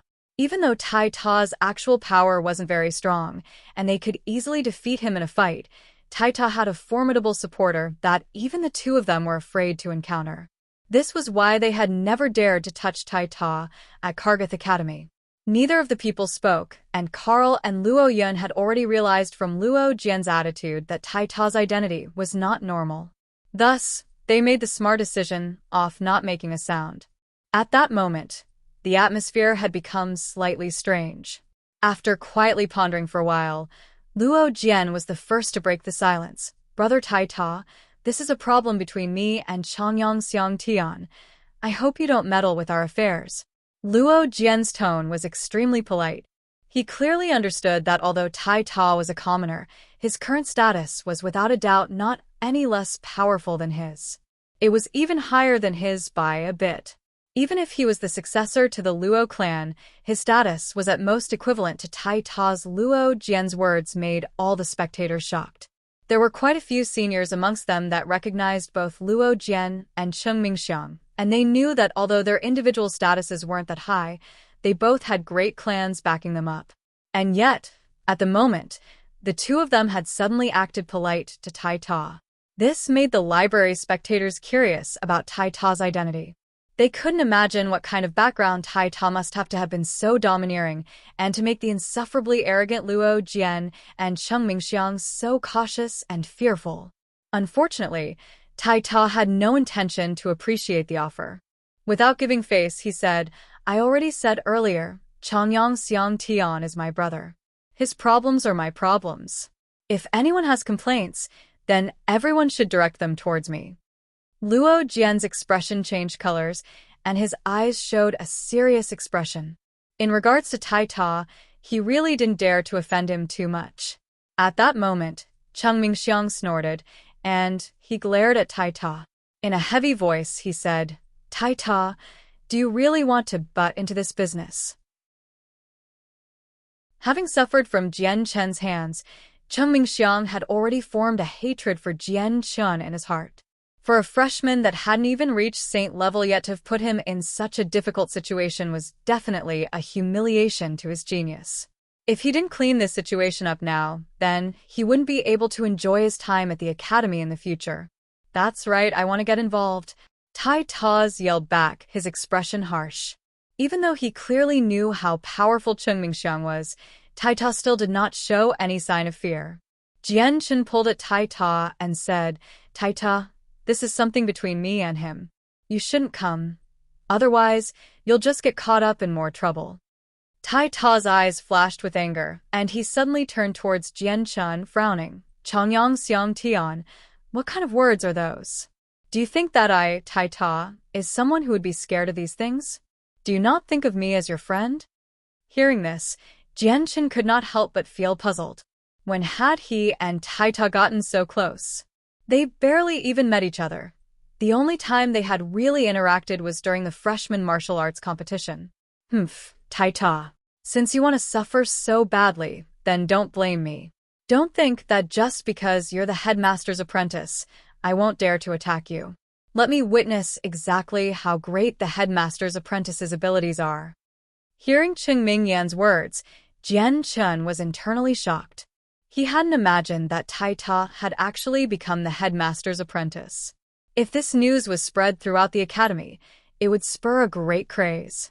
At this moment, Cheng Mingyang had already appeared in front of Tai Ta and directly struck his fist against Tai Ta's chest. Because Tai Ta had a special status, Cheng Mingxiang did not dare to actually hurt Tai Ta, and his fist only used fifth layer force. In his opinion, even if he only used the strength of the fifth layer, it still wasn't an attack that a saint could receive, let alone someone below that like Tai Ta. Faced with Cheng Mingxiang's attack, Tai Ta did not dare to be careless, and his face showed matchless concentration. He roared, then with his right arm seemingly as sturdy as steel, he fearlessly threw a fist at Cheng Mingxiang to meet force with force. Chapter 31. A Breakthrough. Peak of the 10th layer. Bian's terrifying gaze lingered on Luo Jian for some time before snorting loudly. His gaze then shifted over to the still fighting Tai Ta and Cheng Mingxiang before he said in a low voice, "Are you still not stopping?" His voice boomed like thunder as the two people were struck by the loud echo, causing them to temporarily go deaf. Tai Ta and Cheng Mingxiang immediately paused the moment they saw the vice headmaster. Tai Ta suddenly smiled with no small amount of excitement. Cheng Mingxiang's face, on the other hand, changed into one full of fear. Tai Ta walked up to Jian Chen and slowly looked him over carefully. In a low voice, he whispered, "Changyang Xiang Tian, are you hurt?" Jian Chen only shook his head before giving him a meaningful stare to stay silent. Tai Ta only laughed in response. Although he had the heart and body of a tiger, he could understand the meaning behind Jian Chen's actions. Without saying anything more, he stood behind Jian Chen and remained silent, as per his wishes. However, Tai Ta still continued to look carefully at Cheng Mingxiang and winked at him as if to provoke him. Clearly the fight he had just now wasn't enough for him to fully enjoy it. The vice headmaster, Bai En, shot a strong glance towards Luo Jian and Cheng Mingxiang. "Luo Jian, you've already broken the rules of the academy. You know your crime." Luo Jian lifted his head in aggravation. Vice headmaster, giving pointers among students is very common. Changyang Xiang Tian and I were only doing that, and not anything else. As for me breaking the academy rules, your student inquires of you, which rule did I break? "Humph, you still dare to quibble like this." Bai En growled. "Luo Jian, what is the 66th rule for Kargath Academy?" Luo Jian titled his head in thought before answering. "The 66th rule is that fighting in the library and the destruction of the library is prohibited." Bai En continued to stare at him. "If it weren't for me blocking your sword qi, then I'm afraid that the library gates would have been broken by you." "Luo Jian, do you recognize your crime now?" Luo Jian's face suddenly dropped after hearing that. What the vice headmaster said was correct. If the sword qi he had shot out was dodged by Jian Chen and continued onwards, then the library gates would have been broken beyond repair and might have also hurt the audience that was watching. Whether or not Jian Chen would have been able to dodge the sword qi, Luo Jian didn't dare to say. If he did voice out this scenario, then he was afraid of another charge being dropped on him. Because the school had clear-cut rules, it said that students were free to give each other pointers, but if they were to intentionally hurt someone, then they would be severely punished. Besides, he had deliberately used his sword qi to injure someone who wasn't even a saint yet, so the situation was even more complex. Although he had expected this type of end result, he had thought that he would be able to get away with more. But since the vice headmaster was here, the situation had developed into a way he hadn't expected. Right now, in Luo Jian's heart, he could only hope that the vice headmaster wouldn't give them too harsh of a punishment. "Luo Jian has recognized his crimes," he said in direction of the vice headmaster. He didn't dare be arrogant. Bai En snorted once more to himself before saying, "Luo Jian, you have already violated one of the rules of the academy. I therefore sentence you to the contemplation hall to reflect on your crimes for a month. Do you have any objections?" The contemplation hall was where students who had violated the rules of the academy would go to. Although it had the word halls in its name, it was nothing more than a small stone house. It was smaller than a dorm room and could hold only one person within it. Once the door was closed, the person inside would be placed inside a pitch-dark room. No matter how strong the outside light was, it would not be able to penetrate through the stone house. Aside from seeing nothing, no sound would be able to get across either. Even if the strongest hailstorm was happening, the person inside would not notice a thing. Luo Jian has understood with all of his heart and has no objection, he said with a bow of his head. His tone was respectful, and no one would have thought that while he looked repentant, the poison in his heart was growing with his grievances against Jian Chen. The vice headmaster nodded his head. A jollier expression was returning to his face. "You may leave then, and look for the contemplation hall yourself to reflect." Afterwards, Bai En turned his eyes towards the anxious Cheng Mingxiang. "Cheng Mingxiang, even with your strength, to think that you were bullying a freshman. Our Kargath Academy has lost face because of you." Cheng Mingxiang expressionlessly said, "Vice headmaster's teachings are correct. Ming Xiang understands his wrongs, and will not repeat them ever again. Cheng Mingxiang, I hope that you bear in mind, this is Kargath Academy, not your Huayan sect. If you want to continue living within Kargath Academy, then you must learn to comply with the rules. Otherwise, even if you are the young lord of the Huayan sect, you'll be punished accordingly. I hope that there won't be a repeat of this event. You may leave." When it came to Cheng Mingxiang, the vice headmaster was somewhat afraid of the consequences and didn't dare to punish him anymore. Cheng Mingxiang did not utter another word, as he and his followers quietly left the place. Seeing the worst come to pass, Luo Yun, Chen Feng, and Carl did not continue to stick around, and left dejectedly. Once the crowds had dispersed, the vice headmaster's gaze rested on Jian Chen, and he smiled. "You must be Changyang Xiang Tian." Jian Chen nodded, and in a tone that was neither overbearing nor servile, he replied, "Yes, I am him." The vice headmaster properly sized Changyang Xiang Tian up, and his previously solemn expression disappeared. He smiled and said, having not yet achieved saint level and yet still managed to force Luo Jian to summon his saint weapon, "Changyang Xiang Tian, you're quite good." "Vice headmaster, you're exaggerating too much." "It was only due to a moment of fortune," Jian Chen plainly replied, his expression completely devoid of any arrogance. As his eyes gazed at Jian Chen's collected expression, vice headmaster, Bai En, nodded his head in praise. "Changyang Xiang Tian, you need to properly cultivate and aim to become saint level as soon as possible." "Many thanks to the vice headmaster's concern. I will definitely continue to cultivate diligently," Jian Chen smiled. Afterwards, Bai En's gaze returned to Tai Ta. "Tai Ta, although now that you're the headmaster's apprentice, your identity has changed, you must still remember that only by improving your own power by yourself will you really earn people's respect. Only that way can you support yourself in Tianyuan continent. Do you understand?" Tai Ta cleverly nodded and replied in a muffled voice, "Tai Ta understands." "Yes." The vice headmaster nodded and continued, "Although you are at the peak of talents and your future is boundless, you cannot, under any circumstance, become confident. You must always face everything in a calm and collected manner. You also cannot learn anything from those aristocratic families, since you are now the headmaster's apprentice. Your future training will be more arduous, and you will have to spend more time on cultivation. You definitely cannot waste the headmaster's painstaking efforts." At these words, Tai Ta patted his chest and promised Bai En, "Vice headmaster, don't worry. Tai Ta, will definitely cultivate diligently. I will absolutely not make master lose face." The vice headmaster smiled and nodded, leaving the room. Once he had left, Jian Chen and Tai Ta chatted for a bit longer, and after exchanging goodbyes, Jian Chen returned to the library to read his books. When Jian Chen returned to the library, the students originally watching from within the library all disappeared without a trace. Not long after, the two moving news had traveled around the entire Kargath Academy at an unbelievable rate.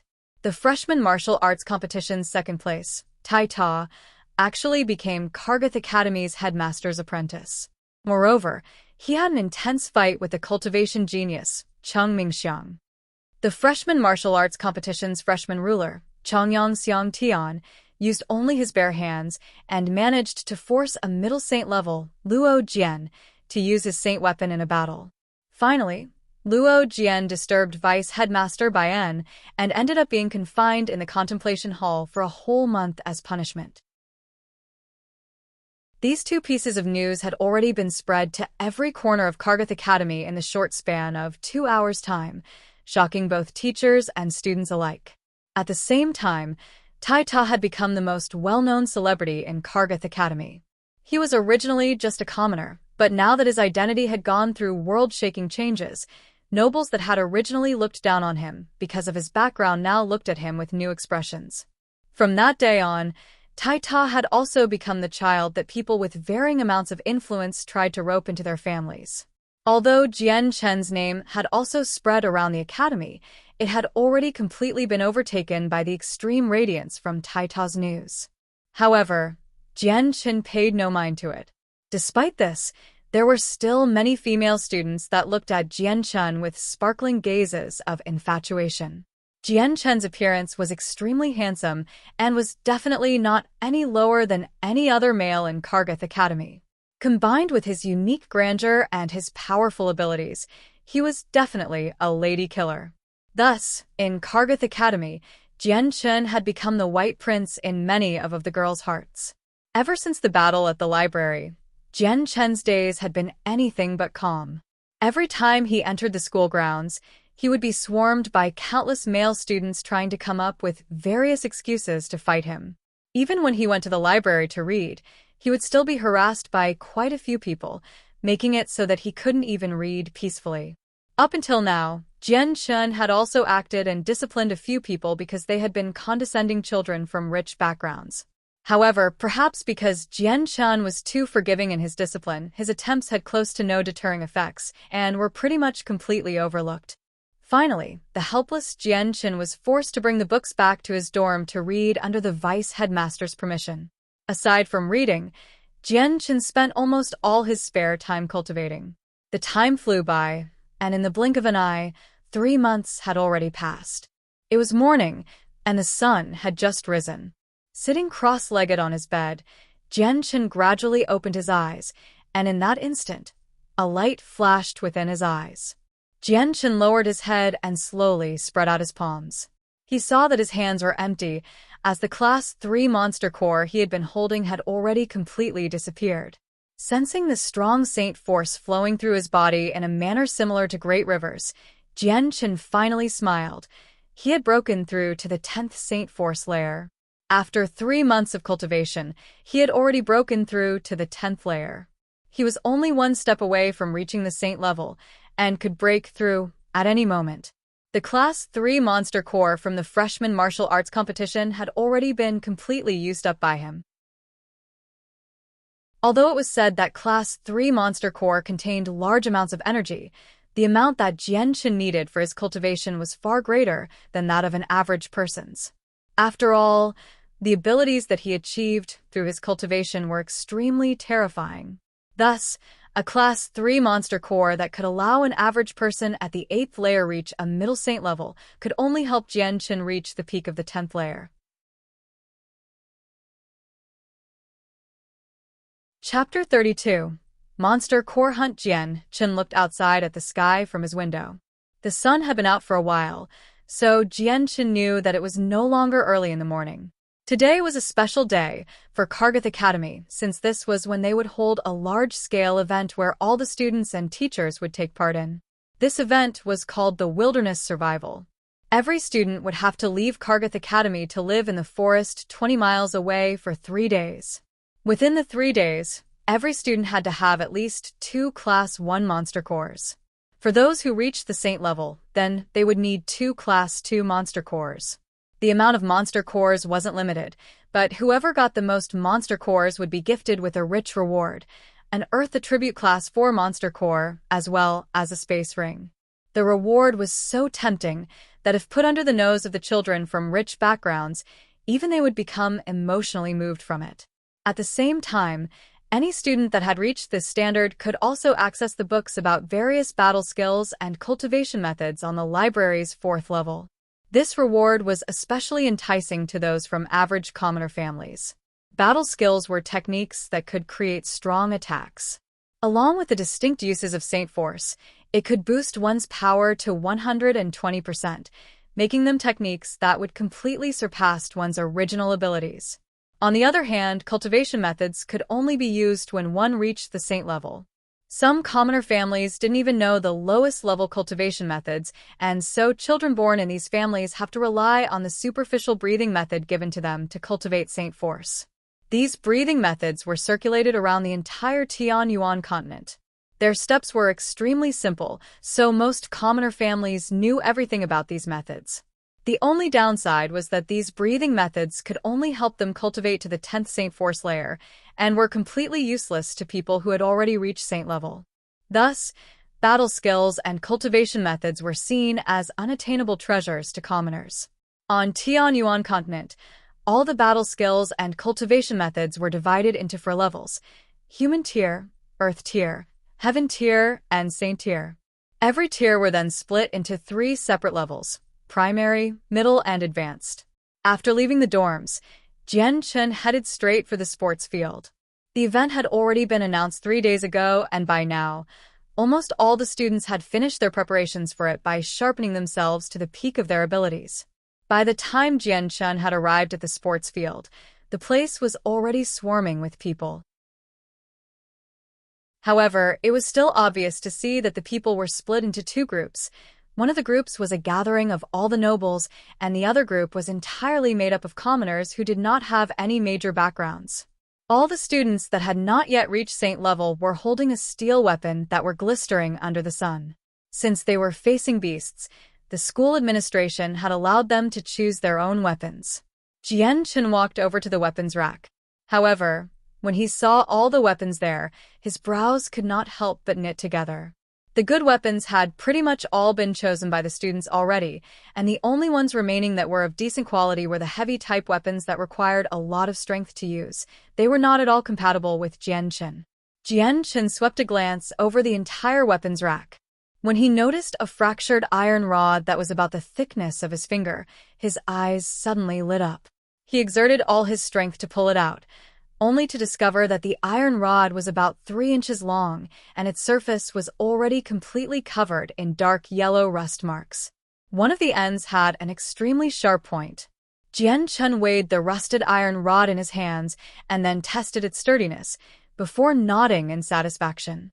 This iron rod seemed somewhat unsuitable at a glance, but its heaviness and length were compatible with Jian Chen, and amongst the remaining weapons, only this iron rod would be able to bring out most of Jian Chen's abilities. At this moment, Tai Ta walked out from the crowd. On his back was an enormous axe that was practically as large as him. It made Tai Ta seem even more impressive and powerful. Tai Ta walked up to Jian Chen, and his gaze rested on the stained iron rod in Jian Chen's hands. His eyes could not help but show confusion as he asked, "Hi, Changyang Xiang Tian, what are you doing with an iron rod?" Jian Chen laughed. "What else could I do with it? Of course it's to be used as a weapon." "No way, Changyang Xiang Tian, you're actually using this lousy iron rod as a weapon? You, is your brain okay?" Tai Ta asked in shock. Jian Chen chuckled and did not explain any further. Although Tai Ta could not understand why Jian Chen would use such a lousy iron rod as a weapon, he did not continue to pursue this question. Instead, he said, "Changyang Xiang Tian, how about the two of us team up? If we join hands, then none of the Class 1 magical beasts can obstruct us. We would even be able to overwhelm a Class 2 magical beast. Moreover, I've been hunting wild beasts in these types of forests since I was young, and I've gradually learned quite a bit of experience about surviving in the wild. If you're together with me, I promise that you won't have any hardships." Jian Chen considered it for a while. Finally, he nodded his head in agreement at Tai Ta's offer. The school did not prohibit students from forming groups of 3 to 5 people to kill the magical beasts. So many students ended up moving together as small groups. At that moment, a handsome noble carrying an arrogant air walked up to Tai Ta and smiled. "Hello, Tai Ta. My name is Xiaomi Si. I'm at the peak of the 10th Saint Force layer. Do you want to become partners with me? I believe that if we join hands, hunting magical beasts will be much easier for us both." Tai Ta glanced at Xiaomi Si and shook his head. "No need. Changyang Xiang Tian and I together are enough. We don't need any more people to join." Faced with Tai Ta's rejection, Xiaomi Si did not show any despair. He turned to look at Jian Chen, and his face immediately turned haughty. This person must be Changyang Xiang Tian, the 4th lord from Lore City's Changyang clan. My father is the leader of the Xiaomi clan in Forbidden City. Does Junior Changyang Xiang Tian welcome me into your group?" Although Xiaomi Si's words were still in a relatively respectful tone, his words had a threatening force behind them. Forbidden City was a king city, and when it came to the Jesson Kingdom, Forbidden City was considered to be an imperial city because the imperial palace was situated in Forbidden City.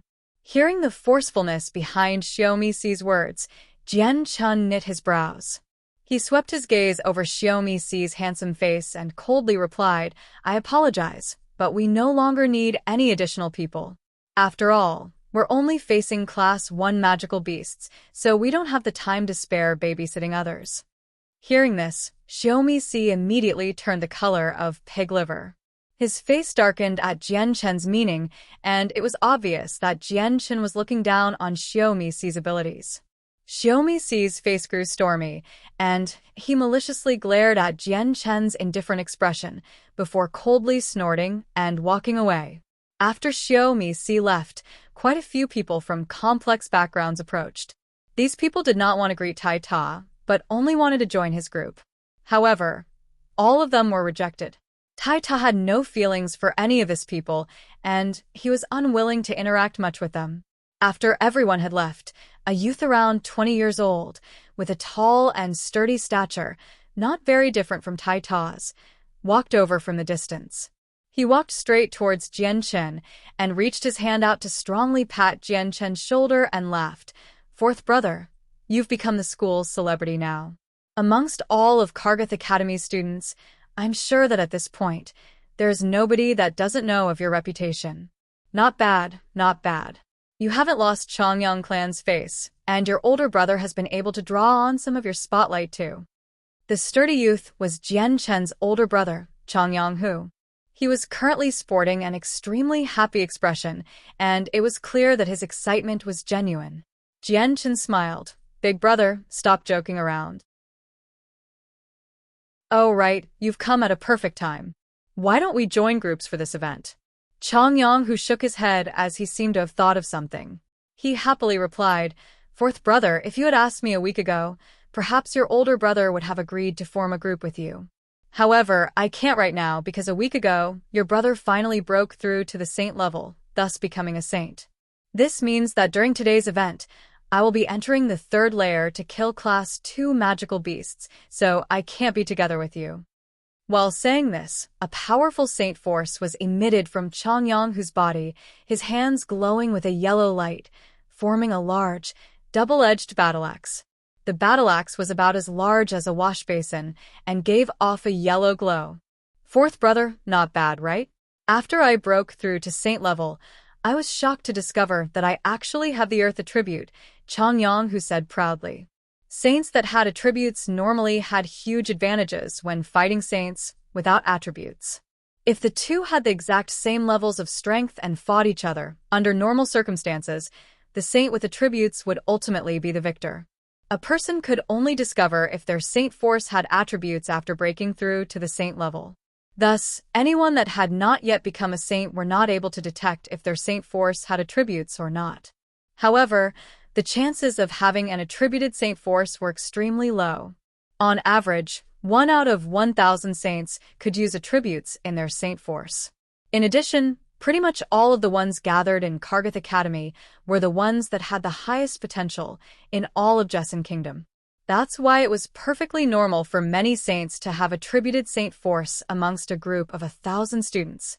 Seeing the double-edged battle axe in Changyang Hu's hands, Jian Chen could not help but happily smile. "Big brother, congratulations for successfully breaking through and becoming a saint. You even have an attribute." Changyang Hu's expression was extremely happy, and he reached his hand to point at a few youths that were with him. "That's right, fourth brother, I must introduce these people to you. These are the relatively outstanding children directly under my command. Their names are Changyang Ao Jian, Changyang Feng, and Changyang Xiao Tian. We greet the 4th masters."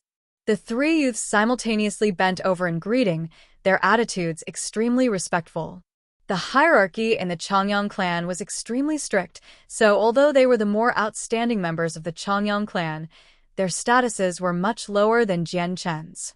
Even though they were all older than Jian Chen, they still had to treat Jian Chen with a respectful manner. Moreover, while saluting the younger Jian Chen, the 3 of them did not feel any traces of unfairness. On the contrary, they actually felt a sense of pride.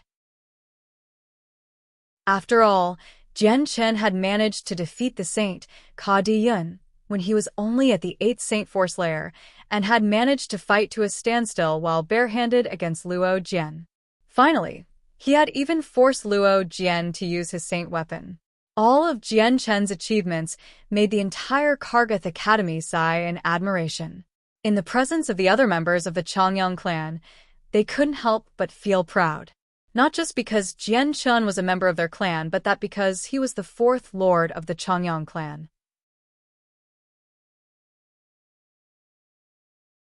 Chapter 34.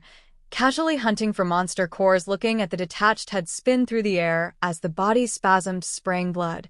Tai Ta's face was full of alarm. At this moment, they had easily killed a Class 1 magical beast, allowing himself to feel more confident about his strength. The cyan-colored viper hadn't even made Tai Ta expend a great amount of his energy at all. Jian Chen slowly separated the body of the viper from the iron rod and wiped the blood onto the surrounding grass. It had actually been Jian Chen who contributed the most in killing the Class 1 magical beast. If it were not for his lightning-quick thrust through the viper's body and dealing it a huge wound as it was pierced, then Tai Ta's battle axe would not have been able to sever the snake's head.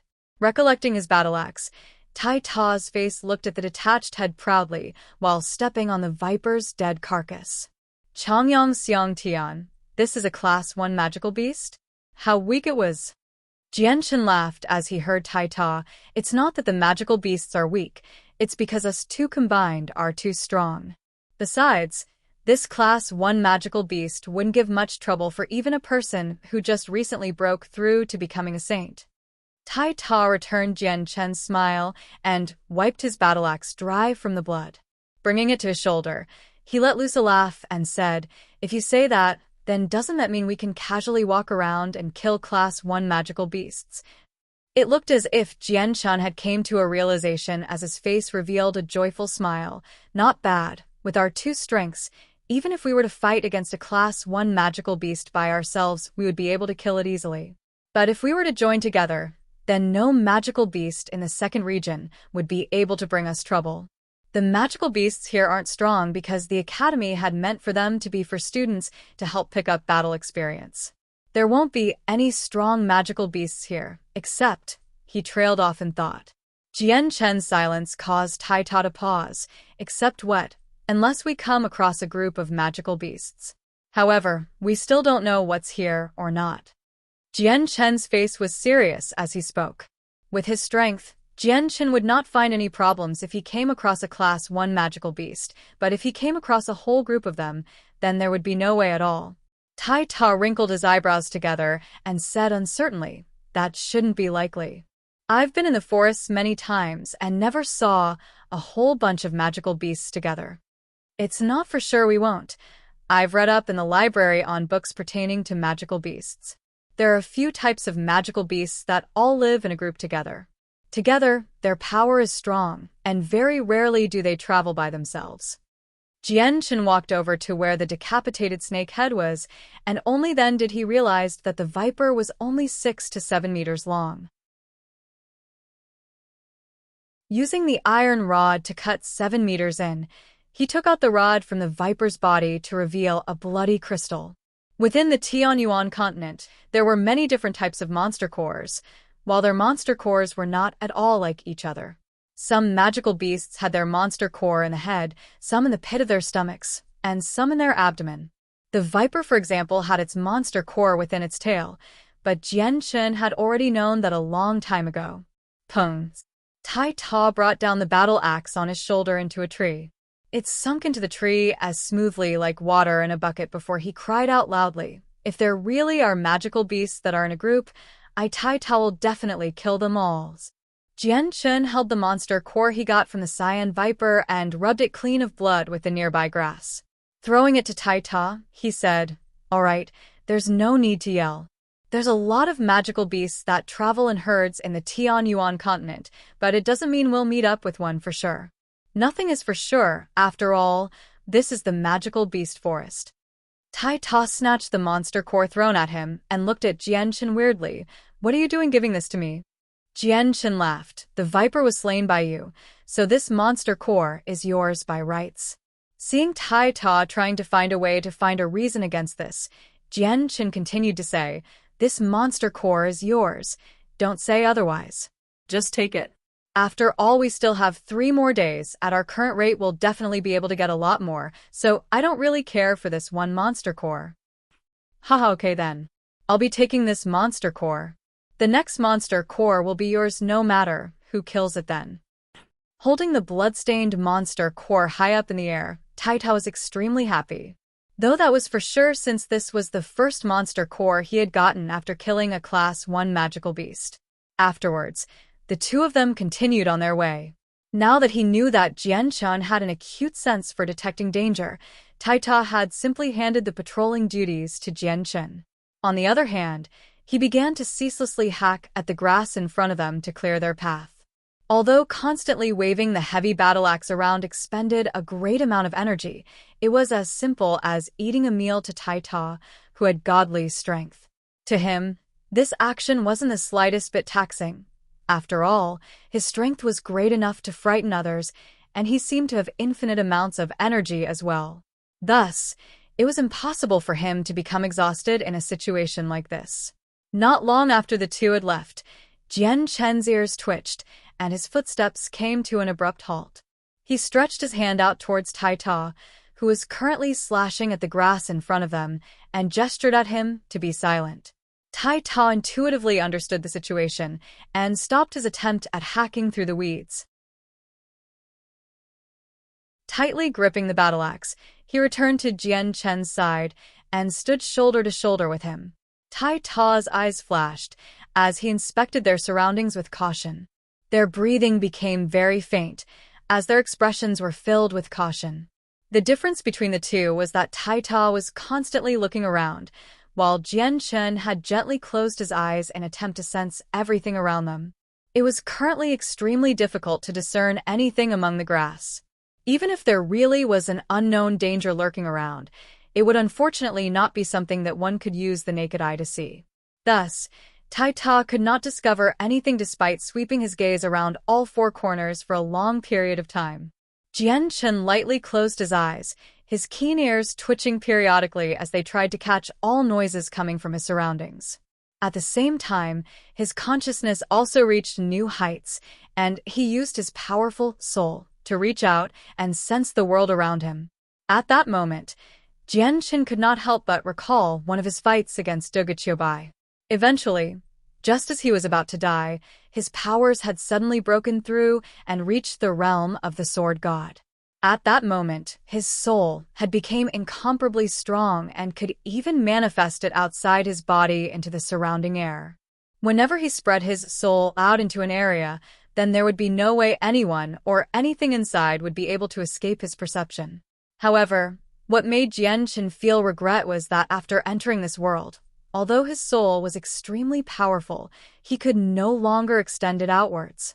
Otherwise, this dense forest would not give Jian-Chen any difficulties at all. Searching for a hidden magical beast would be extremely easy. Jian-Chen's soul densely concentrated together, and he exerted all his efforts to sense his surroundings. Slowly, his spirit entered a unique state. Although he had not extended his soul, at that instant, his soul seemed to have established a subtle relationship with the various plants around him, fusing together. This feeling was extremely mysterious. However, as soon as Jian-Chen entered the state, his senses immediately shot up to new levels. Finally, a barely discernible breathing sound entered his sensing range. The breath was so faint that even if one stood next to it, one most likely wouldn't have been able to hear it. In an instant, Jian-Chen's opened his eyes, and in a flash, he had already disappeared from his original location and was flying towards the side at high speeds. While moving, Jian-Chen constantly twisted and adjusted his body to evade the branches obstructing his path. In an instant, Jian-Chen had already crossed over a distance of 10 meters. He quickly thrusted out the iron rod in his hands at lightning-fast speed, silently cutting away the surrounding leaves and weeds, the tip aimed towards the black figure hiding within the grass. Ow! A shriek of pain suddenly rang out, as a dark shadow jumped out from the grass, leaping towards Jian-Chen with its ferocious mouth wide open. This was a black panther, around 2 meters long. Its head had an open wound where fresh blood was pouring out from. The blood flowed down through the black fur on its face, intensifying its fierce appearance. Jian-Chen's gaze was as sharp as a sword as a sneer began to form on his face. He shook his arm, and once again lashed out with the iron rod in his hand at an unfathomable speed, his objective being the Black Panther's neck. Up until the end, the Black Panther had absolutely no time to react, as the iron rod's sharp point plunged deeply through its throat. In addition, since the Black Panther's body was currently lunging in the air, its heavy body quickly dropped downwards, pushing the iron rod deeper and deeper through its neck. Eventually, the point had drilled a hole directly through, and the end had come out of the other side. This time, the Black Panther didn't even have the time to cry out before it had already died. It fell to the ground with its eyes wide open, grief instilled in its gaze. At that moment, Taita finally caught up from behind. When he looked over at the ground, he saw the corroded iron rod pierce through the Black Panther's throat. Immediately, his eyes widened in extreme shock. "Changyang Xiang Tian this. Did you kill this?" Taita's voice was trembling in shock. Even though he had witnessed the moment that Jian Chen's weapon had pierced through the Black Panther's throat, he still couldn't believe the scene no matter how hard he tried. That was because the period of time that had passed was way too short. When Jian Chen had charged over, Taita had already followed behind at his fastest speed. However, by the time he had caught up, all he saw was the Class 1 magical beast dying by Jian Chen's hands. The amount of time that had passed was definitely not even long enough to take a breath, or even half a breath. Being able to kill a Class 1 magical beast in half a breath's time was natural for some professionals. However, Taita clearly knew that Jian Chen's abilities had not yet reached saint level. Moreover, the weapon he was using was a mere corroded iron rod. Jian Chen placed his foot on the Black Panther's head and gradually pulled out the iron rod. As if nothing had happened, he said, "That's right, I killed it." However, it was just a coincidence. Originally, there was no way it would have died so quickly. However, it kept approaching my weapon, and in the end, its life was extinguished before it could even cry out in despair. Hearing this, Taita rubbed the back of his head and doubtfully glanced at Jian Chen's indifferent face. In disbelief, he asked, "Is that true? You're not lying to me?" Jian Chen laughed. "Of course it's true. Why would I lie to you?" Seeing Jian Chen's sincere expression, Taita was beyond puzzled and muttered, "Do such stupid magical beasts really exist to actually give itself up to a weapon?" You're tuning in to the Passion Pages YouTube channel. We're so grateful for your support, and don't forget to subscribe to join us on this incredible journey through captivating stories. Your generosity through donations truly makes a world of difference, as it's the primary source of revenue that allows me to expand and enhance this channel for you. Thank you from the bottom of my heart for being a part of this adventure.